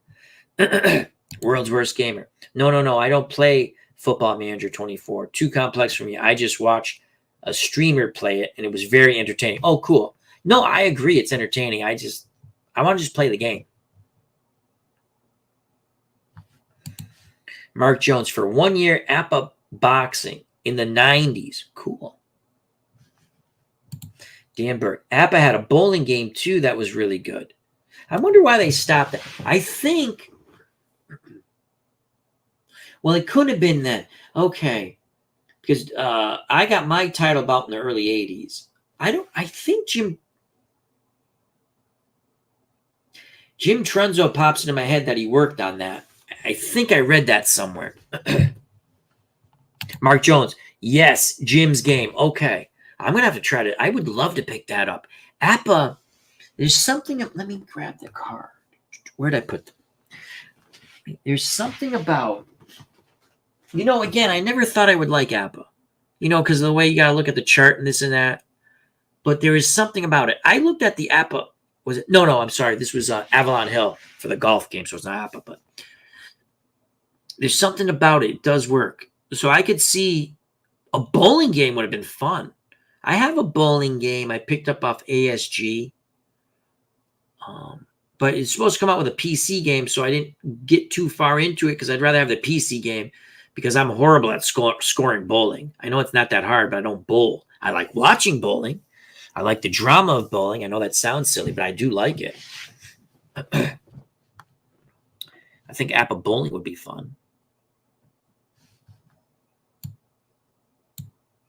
Oh, D. Scott Howard about the Havlicek steals a ball. Classic indeed, Bernie. Dan Burke. Appa also had a horse racing. Yes, we actually used to play that with Earl from Oklahoma. He'd put it on the channel. Everyone would have horses. It took forever to play, but it was fun. He'd roll the dice and ask you what you wanted to do. That's a fun game. Appa stopped. Yeah, if they weren't profitable, but it would be cool. And you know what? They run the company. If they're not making money, I agree with that if you're not making money. Mark Jones, I got Appa Boxing on eBay a year ago. I'm going to have to check that out. Mark, what did they come with? What was it, just heavyweights or great fighters? Expound a little more on that, Mark Jones. Very interested about this Appa Boxing. World's Worst Gamer, Dan Burke. Kurt Berglund played it fairly recently. What did he play? Did I miss something? Did he play Appa Bowling? I would love to get that and play it with my dad. Seems simple enough. D. Scott Howard, the Goat Whisperer. I have Appa Saddle Racing 1972 edition. Great game. Dan Burke says, yes, it was Kurt Berglund. Kurt Berglund brings a lot of cool stuff to his channel. Another fun content creator. If you have not subscribed to that channel, I recommend it.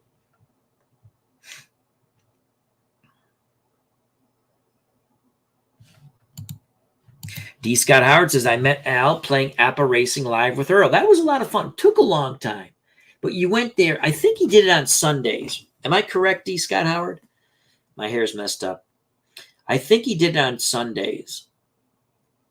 And it was fun. I try to be there for it. Sometimes I couldn't always make it. It was fun, though. It was a good community, good thing to bring people who watch the channel together. It was fun.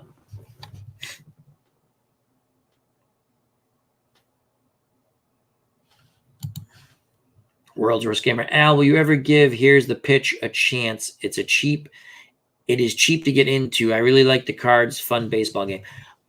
Here's the pitch. Is that the one with the players? The big cards with the silhouettes?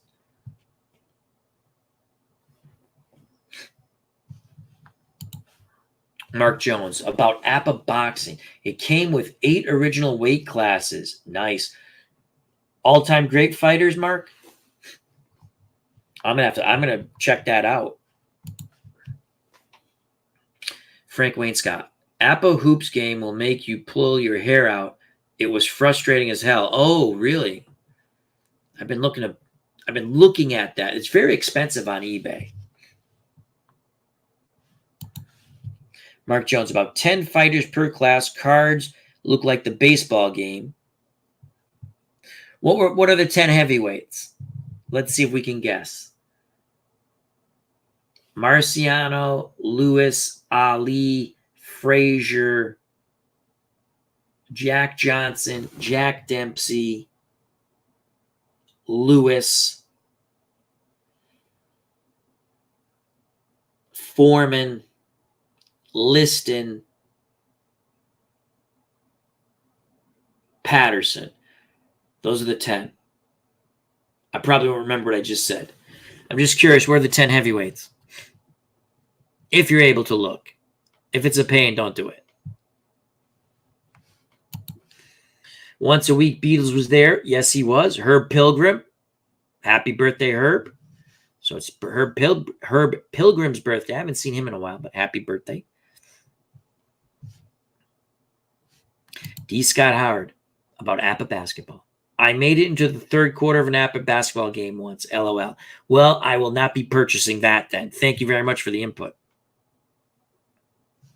Oh, Gene Tunney. I missed out. So Tunney was one.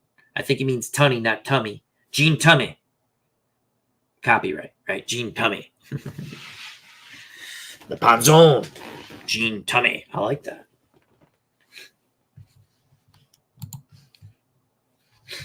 I can't remember the bowling game I played. It's a PDF. I downloaded it. I put it on regular paper. The creator of that bowling game has actually shown some of the PC game, but I don't think it's come out on PC yet. And it looks like fun. I enjoyed the rolling. I just hate keeping score because I mess it up all the time. World's Worst Gamer. Here's the pitch. Color-coded big cards, and yes, some have photos on them. Also, I like that there is quite a bit of information on the cards, unlike Appa, which has numbers. Yeah. I mean, that was always a drawback for me for Appa, but I am enjoying the game. I'm understanding it. But I like if you can get information on the cards. I have to agree with that. D. Scott Howard. Play has a good bowling game. I almost got that, but I went with Stone. I went with the Canadian football game. Stone Cold Football, right? Or am I messing that up? Cold Snap. Whatever. I went with the Canadian football game that I just showed you a little while ago. Yeah, there's a lot of fun games out there. Like I said, I'd like to see a soccer game from Action PC Games. Again, share your favorite sports moments. We had a wild and crazy football game. We played the Hail Mary game, and we lost on a Hail Mary. 1975 game, divisional playoffs, Vikings, Cowboys. It was phenomenal. I couldn't believe I lost. I can't believe it's not butter. I believe that was one of my statements. And really enjoying Pro Strategy Football 2024. Looking forward to the next one. I really, again, all the mods are all the seasons are created by people in the community. I really wish I just don't have the patience. I don't type quick enough. I've made some college teams. I might for ha-has make some of the I have a little bit of time. I mean, I don't have time, but if I have time, there's enough time I can have some fun with those 4 college playoff teams. Though I like the classic teams from when I was young or before. Let's get back to the chat. Still haven't seen anyone do Pocket Pennant Run 3-0 game on a channel. Oh, God, I thought... Who was talking about that? Probably Kurt Berglund will. He does a lot of different baseball games, as you know. There was someone else talking about that. I can't remember which channel now. But I would think Kurt Berglund will do it. And, oh, God, I was watching someone. Someone was talking about it.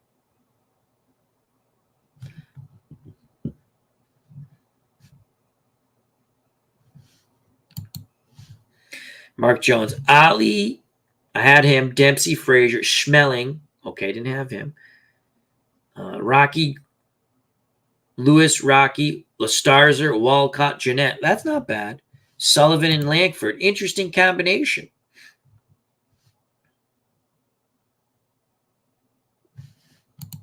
D. Scott Howard asks that ever-important questions about the mod seasons. And, of course, how much do those Pro Strategy Football mod seasons cost? Zero. They cost zero. And if you don't like some of the ratings, go in and change them. It takes a little time, but you can. Or you make your own teams. There are a lot of fictional teams out there people make. It comes with fictional. So if you like fictional and you want to play career mode with fictional, do that. You don't have to download the mod seasons, but I enjoy the mod seasons a lot. Mark Jones. So Chuck Wepner. Is Wepner there? He said Wepner, not a winner.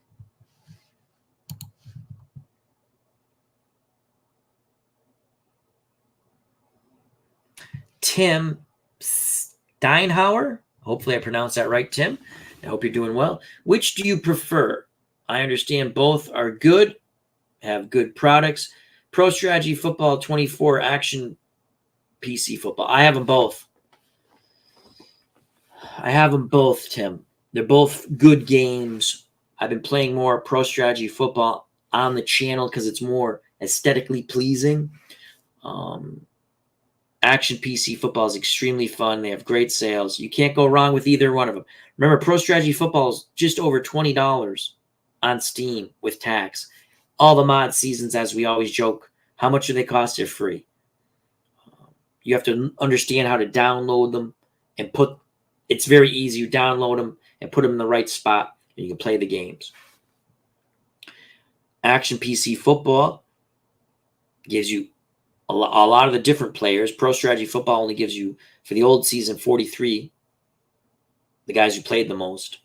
Sometimes they put them out of position, too, because they want to, like if they use more running backs on offense, like more than they did a fourth string wide receiver. You might see one of those running backs who caught a few more passes as a wide receiver instead. They're both phenomenal games. I recommend both. And if you're not sure, right? If you're not sure, check out videos to see which one you like better. Action PC, Dave Cook's always having sales. So you could actually try Action PC football. You buy and now he's having Christmas sales, so check it out. You can buy the least expensive package for football, the game. It comes with a great teams season, and try it out. I want to say it's 30.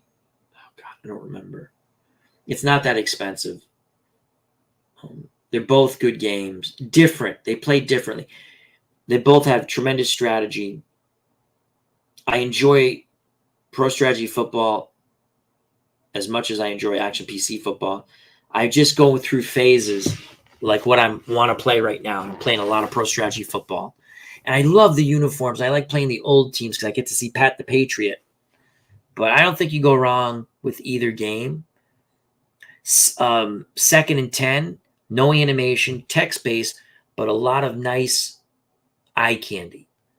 And once you understand the game a bit, that's a fun one. And it has a free demo for 3 days.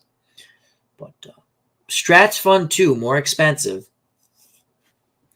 And you can ask people in the chat, Tim, what they think of these games.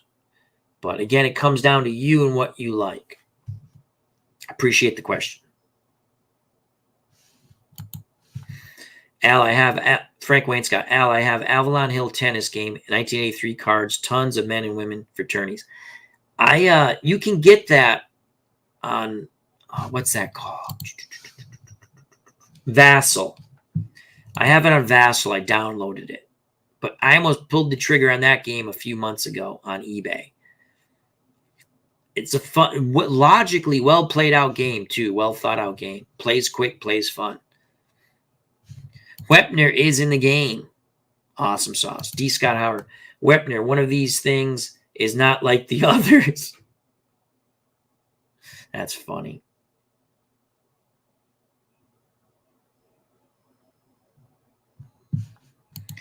Yes, it is. It's 1:13 a.m. Eastern Standard Time now. Gone on 2 hours. Do you want me to stop? We still have 22 people watching. I can stop. I'm going to end it in a little bit, but I'm having fun. You guys having fun? I still have some more coffee. I got to drink some water, though. My voice is going. Some people wish my voice would go, right? I got to shave tomorrow. I got to go to a funeral on Monday, unfortunately. NFL rigging games more than ever. Oh, Lord. Oh, my God. World's worst gamer. As much as you hate the Patriots, the Tuck rule is a legit rule. If people get bent out of shape because they filmed a walkthrough for the Super Bowl, get over it. And yes, they filmed stuff when they were told not to do it. And the deflated balls is a crock of crap because guess what? Read the thing or go through the highlights. I don't recommend read. I didn't read it, but they read it on WEEI. Okay, I listened. The deflated. Guess who had just as many almost as deflated balls? The Colts in that game, and the Colts tanked the whole season to get Andrew Luck. Get over it. Patriots were good. Now you can have your laugh because they're not going to be good. So.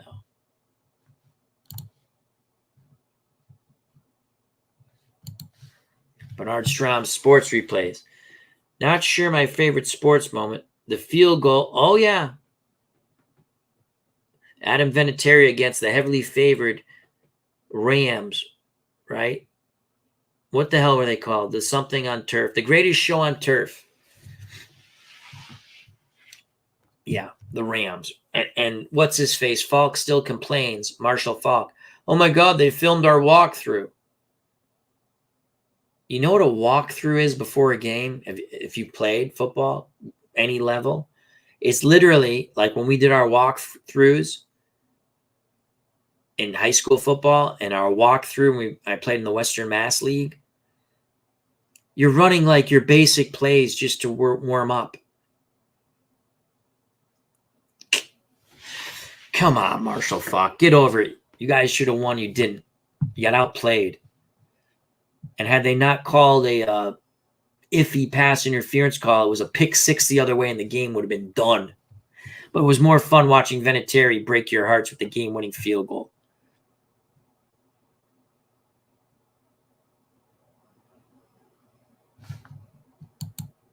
World's Worst Gamer, enjoying spending time with you, Al. I love you, man. I'm glad you're here. Good stuff. I'm wondering when your next video game will be on the channel. Ooh, maybe a little Diablo. I like shooting zombies, but maybe we'll throw a little Diablo. Oh, I have a fun game. I picked up. Do you guys remember Punch-Out, the boxing game? They kind of did a new version of that. I picked up on Steam on sale for like $9.99. I got to do. We'll put it on the channel soon, but I don't know if there's music and swearing. I'm not so much worried about the swearing. They actually do some sort of storyline with it, but you Punch-Out. Remember, I can't remember the characters' names, but they have like Hulk Hogan in it, but they don't really call him Hulk Hogan. And they have Mike Tyson in it and some others. You can see them. Randy Macho Man Savage. It's pretty funny. I haven't played it yet. That would be a fun one. But if there's music, I can play it, but then I'm going to get whammied. My channel gets a red flag because I played music. So I have to play it offline first and see if I can shut the music off, which you usually can in a game. The swearing, I swear sometimes. So, or Diablo 4, we might put a little bit of that on the channel. Pick up a few more action. Is that what you're talking about, my good friend, World's Worst Gamer? Like regular video games? And I love shooting my zombies. So.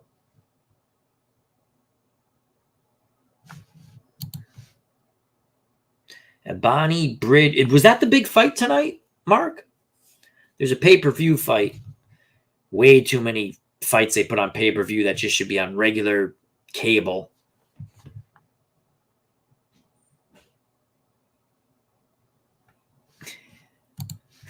No, it's more about the cheater. I get it. They rub people the wrong way. I'm not always happy what Bill Belichick does, because some of it's just arrogance. They got caught. They got punished.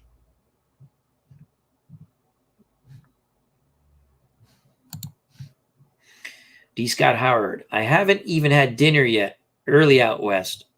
We're going to stick then. We're going to stick. I got to do my football picks. I run the office pool. We don't use the Thursday night game. We use all the other games. You just pick a winner and you weigh it. So I'll do those after. And I put the spreadsheet together and email it out to everybody. Oh, the pass interference call, right? Vikings. No, that wasn't the pass. That was the Rams, right? Vikings versus the Saints.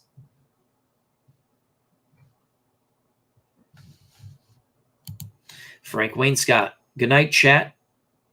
To all, a good night. Thank you very much, Frank, for being here. Yeah, we should put that on. Maybe I get it on tomorrow. Be tough. I don't think I'm doing any streaming tomorrow. I might. Regular video games. Okay. We had some fun with the zombie. I like the zombie games. I play the mod maps for Call of Duty. I watch You Always Win, what maps they play, what maps I can play by myself. Because some maps you kind of need an extra player to run the zombies around. Excuse me. And we play those. But I think the Punch-Out you guys will like. Let me see if I can bring that up. I don't want to, because if there's noise, if there's music, again, I get whammy. Let me just find what the game's called. Okay. I will tell you in a moment. Library, home. It is called... I have to install it. Retro Knockout. Vanilla Beast. So, and it's basically Punch-Out with a story, bad language, and some sexual content, I guess it says. So we got to be careful what we're showing here. I also picked up, you can't see it, I'm just talking. I picked up Songs of Conquest. It is a turn-based, like a medieval with orcs and stuff type game. Maybe we put some of that in the channel. So, some non-sports games. I don't do too well with the non-sports games. No one watches, but we have fun. The people who come on, we have fun. So, Brian Hoxie. I play and have played since 2016 a zombie survival game called 7 Days to Die. Oh, I've watched that played. Not sure it would be your thing, but I figured I'd mention it. No, I've not played it. I don't own that one, but I've watched it on You Always Win. It's a survival game. You have to craft. Yeah, interesting game. Wordsworth Gamer. There's a famous Viking Saints playoff game where, yes, pass interference happened and ruined a game. It was so bad, sports books ended up refunding. Wow. 2 weeks later or so.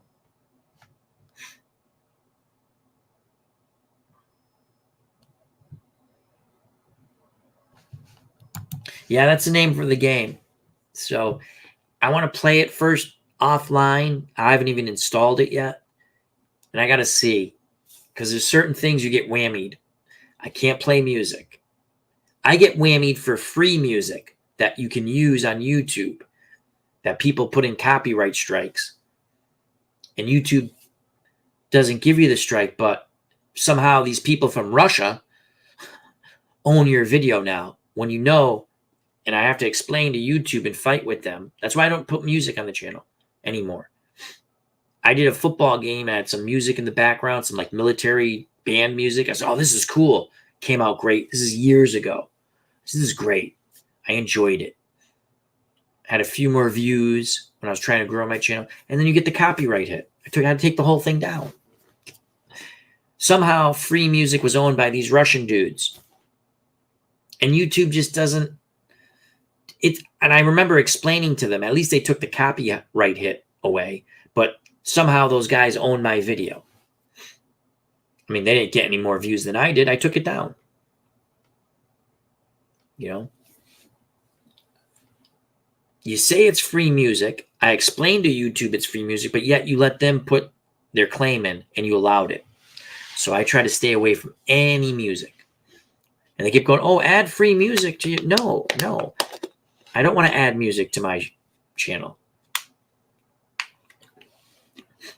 The music you get is the crappy music I sing from this crappy voice into that microphone. Ring my bell, ring my bell. About the only words I know to that song. World's Worst Gamer says, lurkers, please comment. What did I see? There was actually a White Shadow board game. I came across that. Someone, I think, put it in Facebook. On one of the Facebook groups. I think that's where I saw that. That was pretty funny.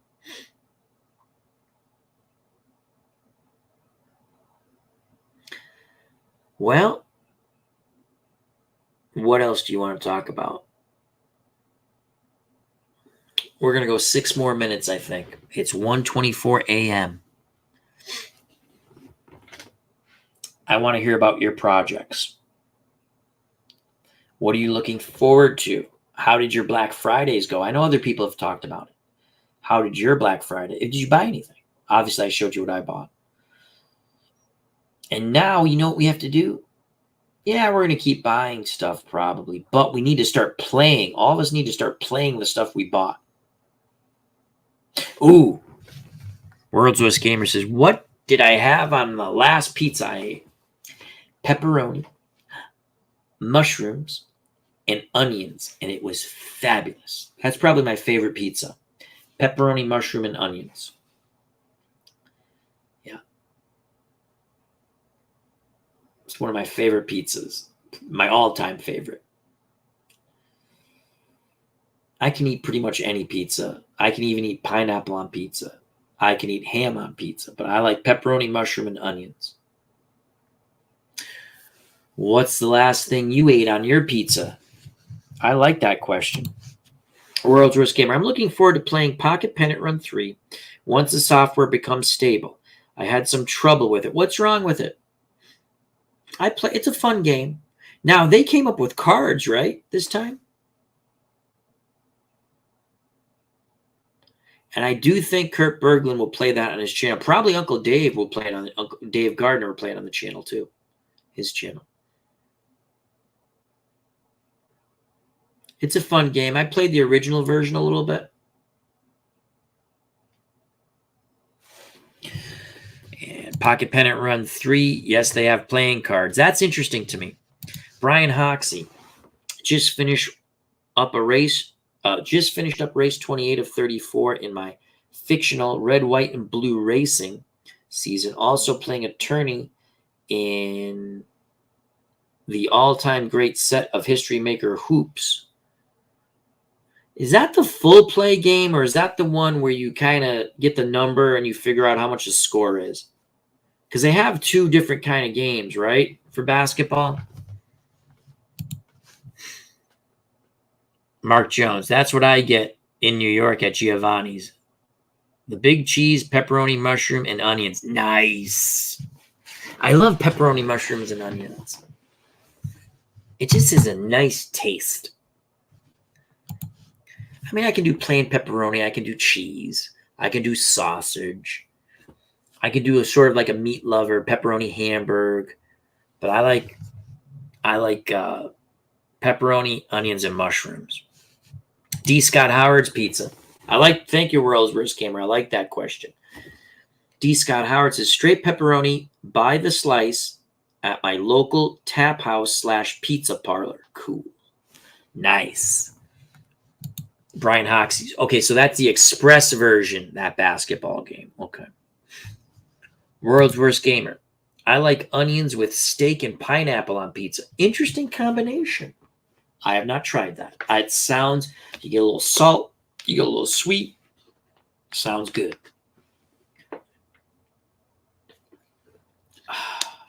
Sounds good. So if I do play a video game on the channel, it probably will be that boxing game. But I think I like to play some Diablo on the channel.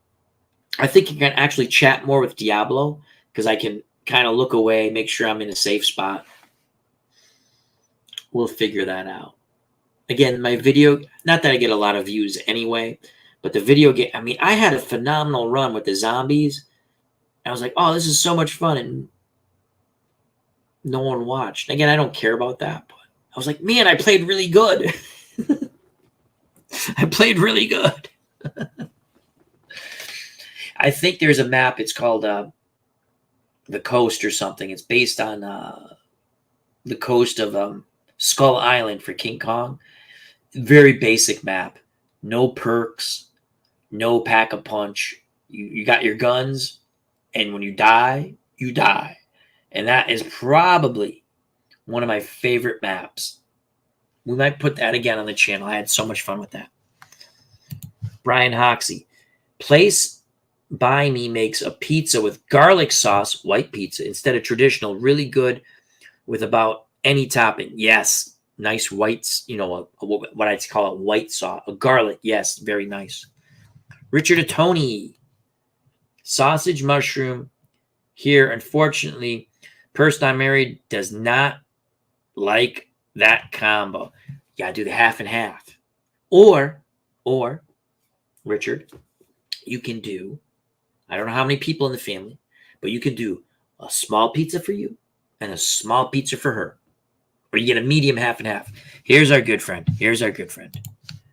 Pops Review says, good night, Al, and the chat. Hope everyone is well. It's good to have you here. I wish you'd stop by sooner. Or popped in, I mean. Hope all is well to our good friend Pops Review. Check out that wonderful channel. Did a marvelous job in a tutorial for the squared circle. Another fine wrestling game. You can see over there, I have Risk Zombies I have to play. I have Axis and Allies Zombies I have to play. I have Axis and Allies Europe 1940 I have to play. I already played the Pacific. Japan lost. I let them surrender. Again, I play it my way. I think there's a way to bring it to the channel but not play the full game. Just kind of set up little battle scenarios. Because the full game, I have this camera. You're not going to see. These boards are huge. We might be able to put the Axis and Allies Zombies on there. But again, are you going to watch me for 4 hours play Axis and Allies Zombies? We might just put together a scenario and play it out. I almost bought another board game, but I didn't.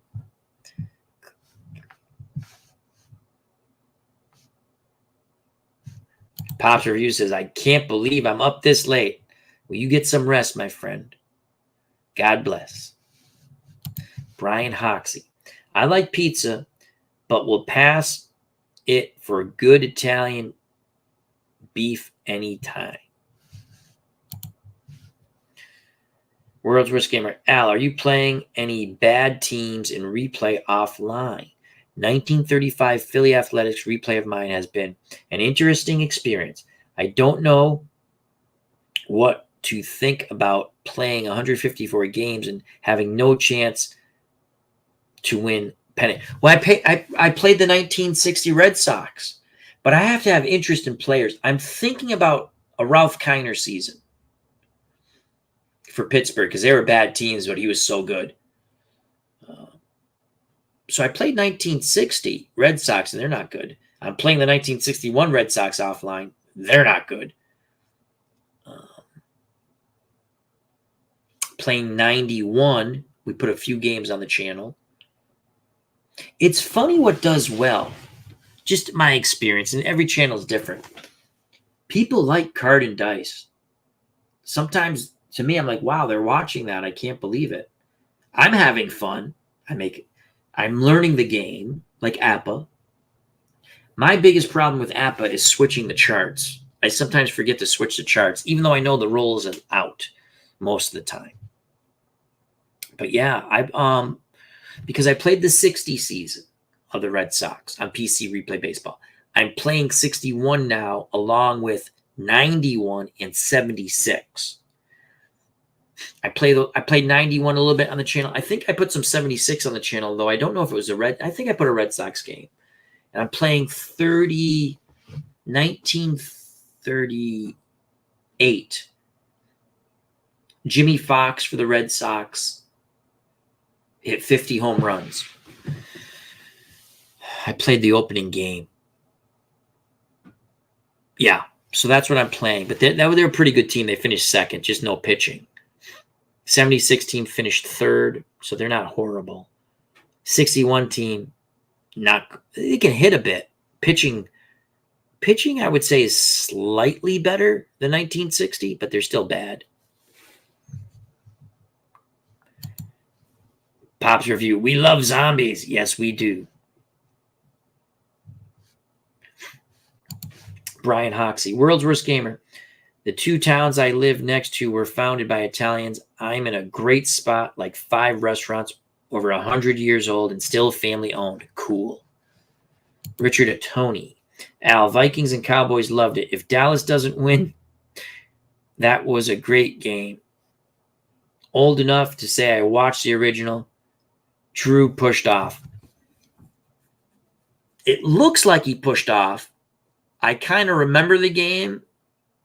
I was very little, but I've watched the replay of that over and over again.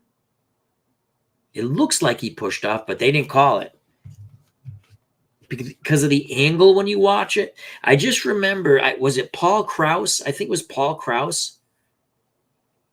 Because he was the safety. Bobby Bryant was a cornerback. I just remember him pointing, jumping and pointing.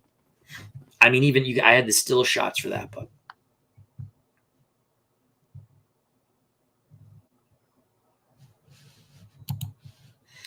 Bernard Strom Sports Replay. PC games look so much better online when broadcasting, but cards and dice games are more popular. Yeah, they are. I don't get as many. Again, I'm just sharing some stuff with you. If you're starting a channel or have a channel, you do what you want. But if you're trying to, one, you got to play games you like. You have to enjoy what you're doing.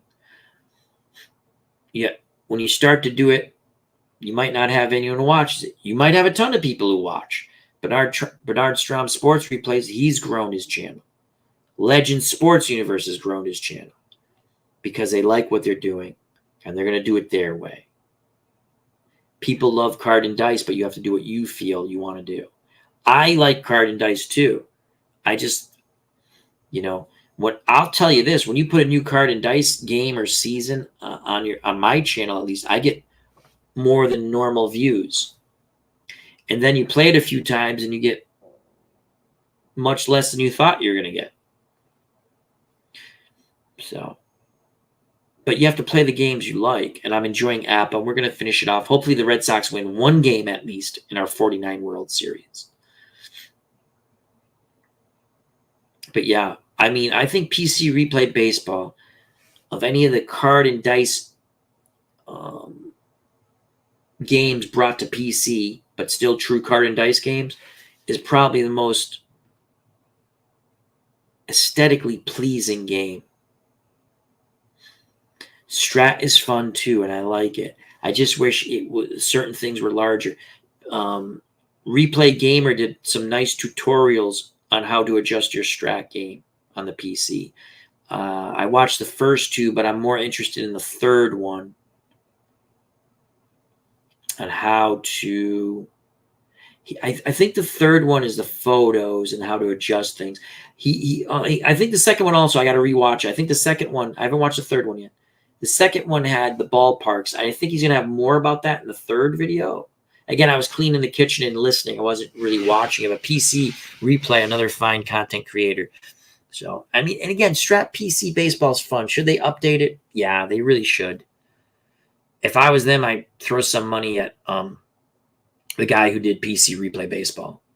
I really would.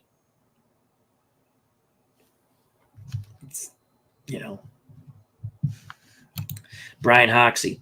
For me, as someone that doesn't create videos, card and dice is a great hook for me no matter the game. Cool, thank you.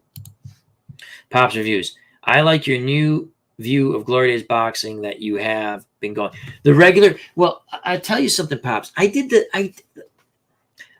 Excel sheet, and it's nice, and I can do things with it, but I have to click the dice roller. Okay, it's fun, and some people like it better, but my God, to put the cards down and roll the dice, that's fun. And I have boxing cards. I have to find, I thought I didn't have a Ron Lyle card. Maybe I do, but I don't. But these are, I know I've shown them before, but I'll show you once again. I have to find it now.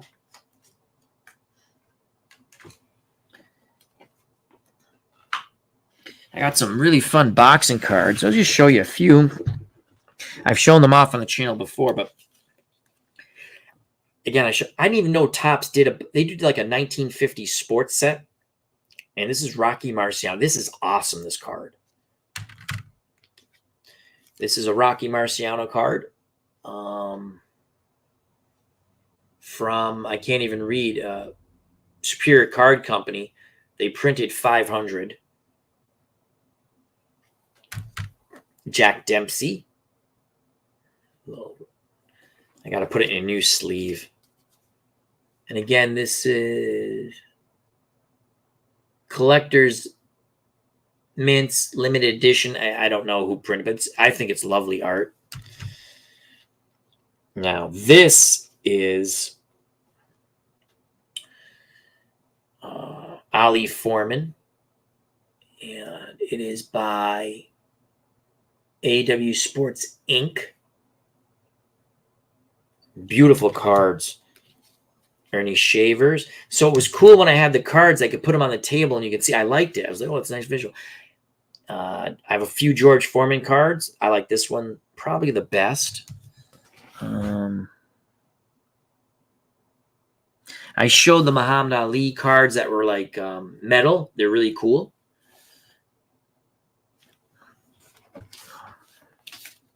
Show a few more off. Now these are the complete set. I forgot what year it is, but of the All World Boxing. I put some in sleeve or top loaders, and these are some really nice cards. Let's see if I can get some of them out here.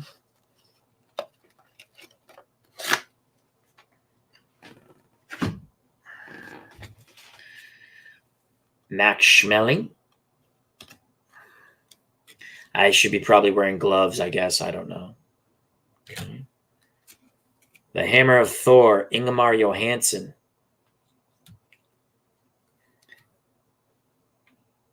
This is the checklist card. That's pretty cool, though. That's cool artwork. So it's a checklist card. Okay.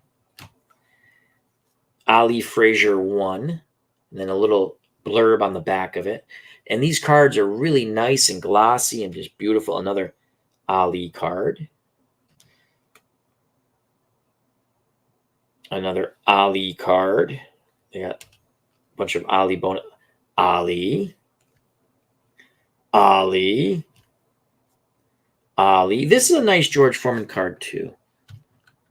I like this one a lot, too. George Foreman.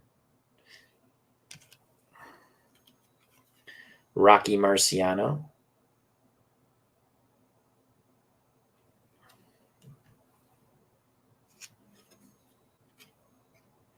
Rocky Marciano, Jersey Joe Walcott. That's that famous picture, though. This is not the knockout punch.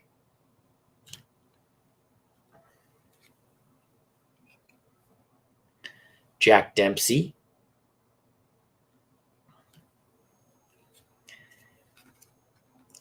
Dempsey Firpo. That's Firpo on the canvas. Firpo knocked Dempsey through the ropes. First round, right? Yeah, it only went 2 rounds. Like 2 rounds, 9 knockdowns. Dempsey knocked Firpo down more than obviously Firpo knocked him down. I think Firpo only got him once or twice. That whole fight's on YouTube. You can watch it. This is Larry Holmes, very underrated. Great fighter. Easton Assassin. And I want to say that was against Lucien Rodriguez, the Frenchman. I watched that fight on NBC, I think.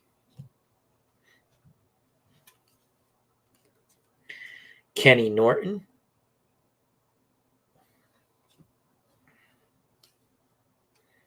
The Cinderella Man, James J. Braddock.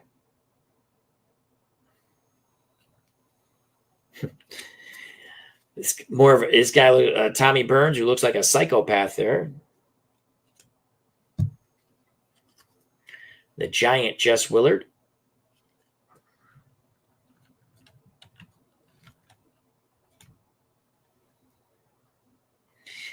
I think this was a bare knuckle fight, this one. I'm pretty sure. Let me read that. We'll read it in a second. It is pretty sure it's bare knuckles. John Sullivan, Jake Kilrain. And we're going to read the back to you on this. Sullivan and Kilrain met in the last heavyweight championship bout of the bare-knuckled era. First blood went to Kilrain when he opened the champion's ear with a roundhouse right in round 7. But Sullivan wore his man down in the 104-degree heat. At the end of round 75, a physician told the challenger's handlers, Kilrain will die if you keep sending him in there. And the bout was stopped. That's insane. And our good friend Anthony Crooks redid that fight if you ask him, he has I think it's on the Facebook group page too. He has the bare knuckle, how to play a bare knuckle fight in the game. So that's kind of cool.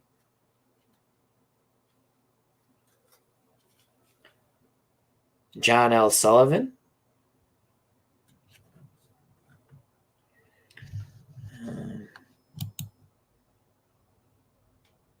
He says, I should be wearing gloves. I think he means boxing gloves.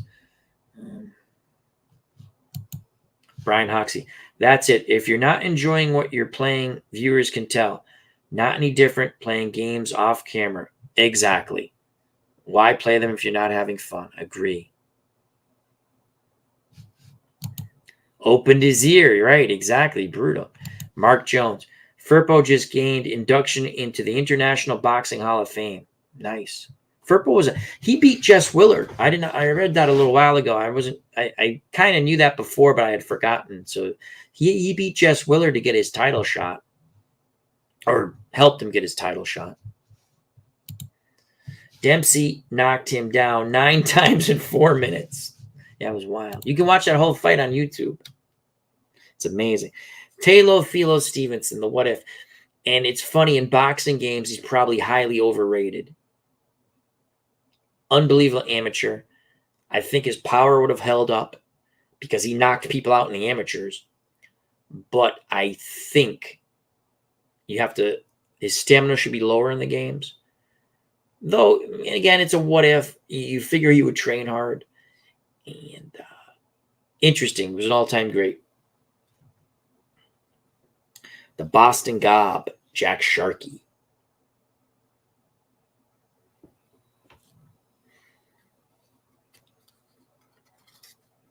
Floyd Patterson, if you like boxing or you like sports, do yourself a favor. Treat yourself.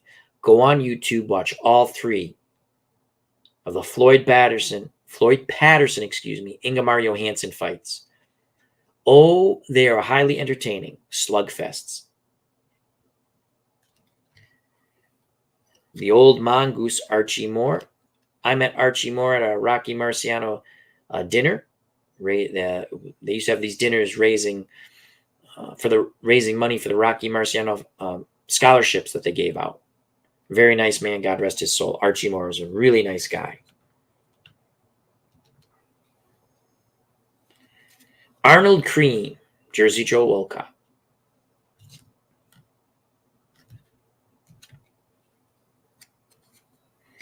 Gene Tunney, the Fighting Marine.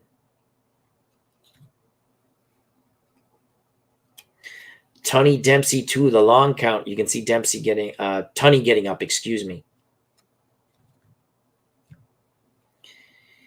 The aforementioned Louis Firpo. And this is a fun one. You wouldn't think this guy could kick ass, but he did. James Figg. Let's tell you a little bit about James Figg. No, he didn't. He's not the inventor of Fig Newtons. James Figg. Figg is generally acknowledged as boxing's first heavyweight champion. He lived in England at a time when fights involved clutching, wrestling, and throwing opponents to the ground. But Figg understood the power of a closed fist and developed the art of punching. In 1719, after winning 15 consecutive fights, he was proclaimed England's best and offered to fight anyone in the world several months later. He opened Figg's Academy for Boxing in London. Very interesting. So those are some of the cards. Let me put these over here. And with that, we still have 19 people watching this wonderful chat. If you have not jumped in the chat and you want to, please do so. We're going to go just a little more, and I'm going to get a bite to eat. I got to do my football picks and get the football pool ready for the office. Brian Hoxie. Why is it we can be so excited for a project, take time to set it all up, and then not be able to see it through to the end? Everyone probably has different answers, I would imagine. Well, that's an excellent, and we can discuss that also again in our next chat, whenever that will be. But it's funny. I've talked about it. I have to play 4 more games for my 1969 one and done project. I think the teams I enjoyed got knocked out. You just kind of don't want to play, but I'm going to finish it at some point. I think I should just probably play that 2 games offline, tell you who wins, and just play the championship game online. I literally have to do 4 games. I think it's 4 games. 1 quarterfinal game, 2 semifinal games, and then 4 games, I think. Now, some of what happened was my old computer died and I had all the information on it, but I found my handwritten stuff. So, I mean, I can go back and watch. I know who's in. I just kind of want to, I was kind of doing a certain pitching rotation, and I also think I'm going to go with a DH in these last games. That way I don't have to make as many switches. But, yeah, sometimes you get very excited about projects. You start playing them. It doesn't work out a certain way, or you're not having as much fun as you thought. You know? A good question. Colts beat the Bengals this week, I'm hoping. Got a real shot at the playoffs. Then fans didn't expect it to happen this season. Yeah, Colts with Gardner Minshew. That's a fun team to watch. You're kind of pulling for them. At least I am. They're an underdog. I like it. All right, folks. And with that, I'd like to say thank you to everyone. We had a fun football game. My God, we almost had another wild. It was wild and crazy, but I'll leave it at that. Check it out if you want. We've had some fun boxing matches on the channel with Glory Days Boxing. If you missed the Hail Mary game, just check out the last 2 minutes. Unfreaking believable. Mr. Wrestling 2, FOC. You got it, baby. So, until next time, we might stream something tomorrow if I have a chance. But greatly appreciate everyone's time. We had a lot of fun. If you enjoyed the stream, hit the like button. If you have not subscribed, most of you are in the chat. You subscribe. It's the only way you can get in the chat. But if you're just watching, you haven't subscribed, and you want to, that'd be awesome. Hit the like button. Hit the bell for notification, and come join the fun.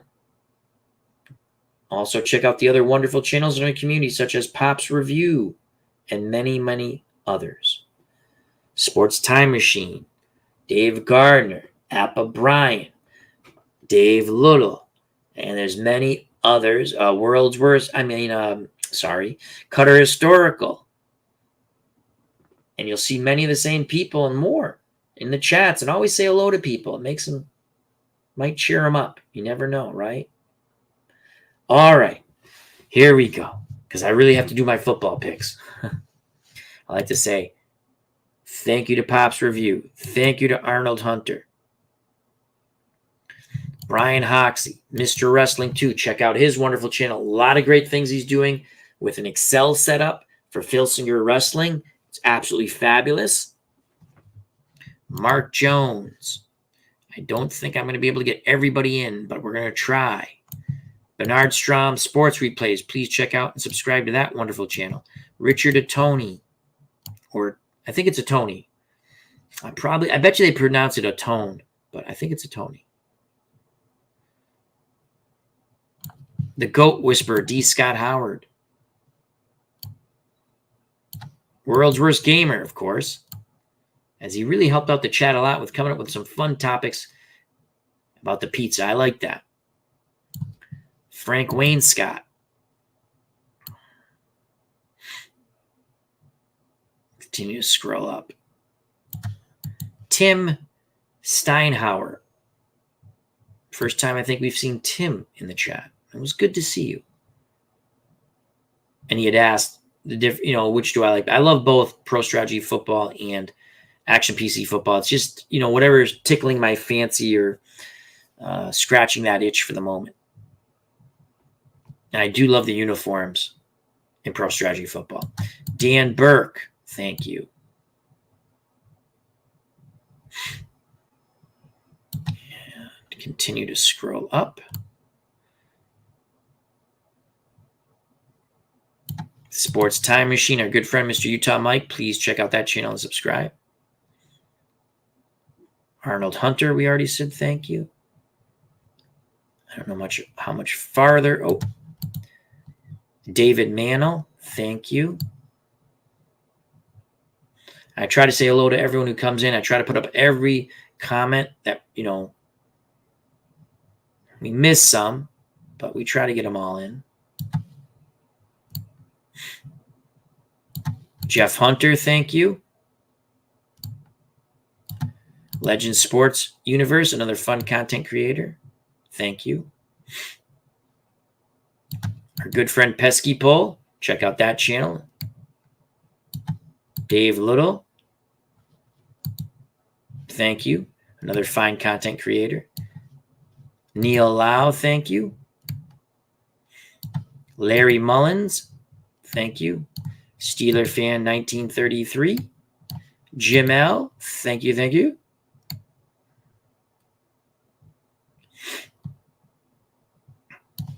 Michael Canastari. SGJ Jamie. And that is, Uncle Dave Gardner. How can we forget good old Uncle Dave? I think we got everybody. So thank you very much. Take care. God bless. Stay safe. Merry Christmas. Happy Hanukkah. Happy holidays. Whatever you is your holiday. Whatever makes you happy. Whatever you do. Treat people though you want to be treated. Stay safe. Be smart. God bless. Love you all. We'll meet again. Peace. It was a lot of fun.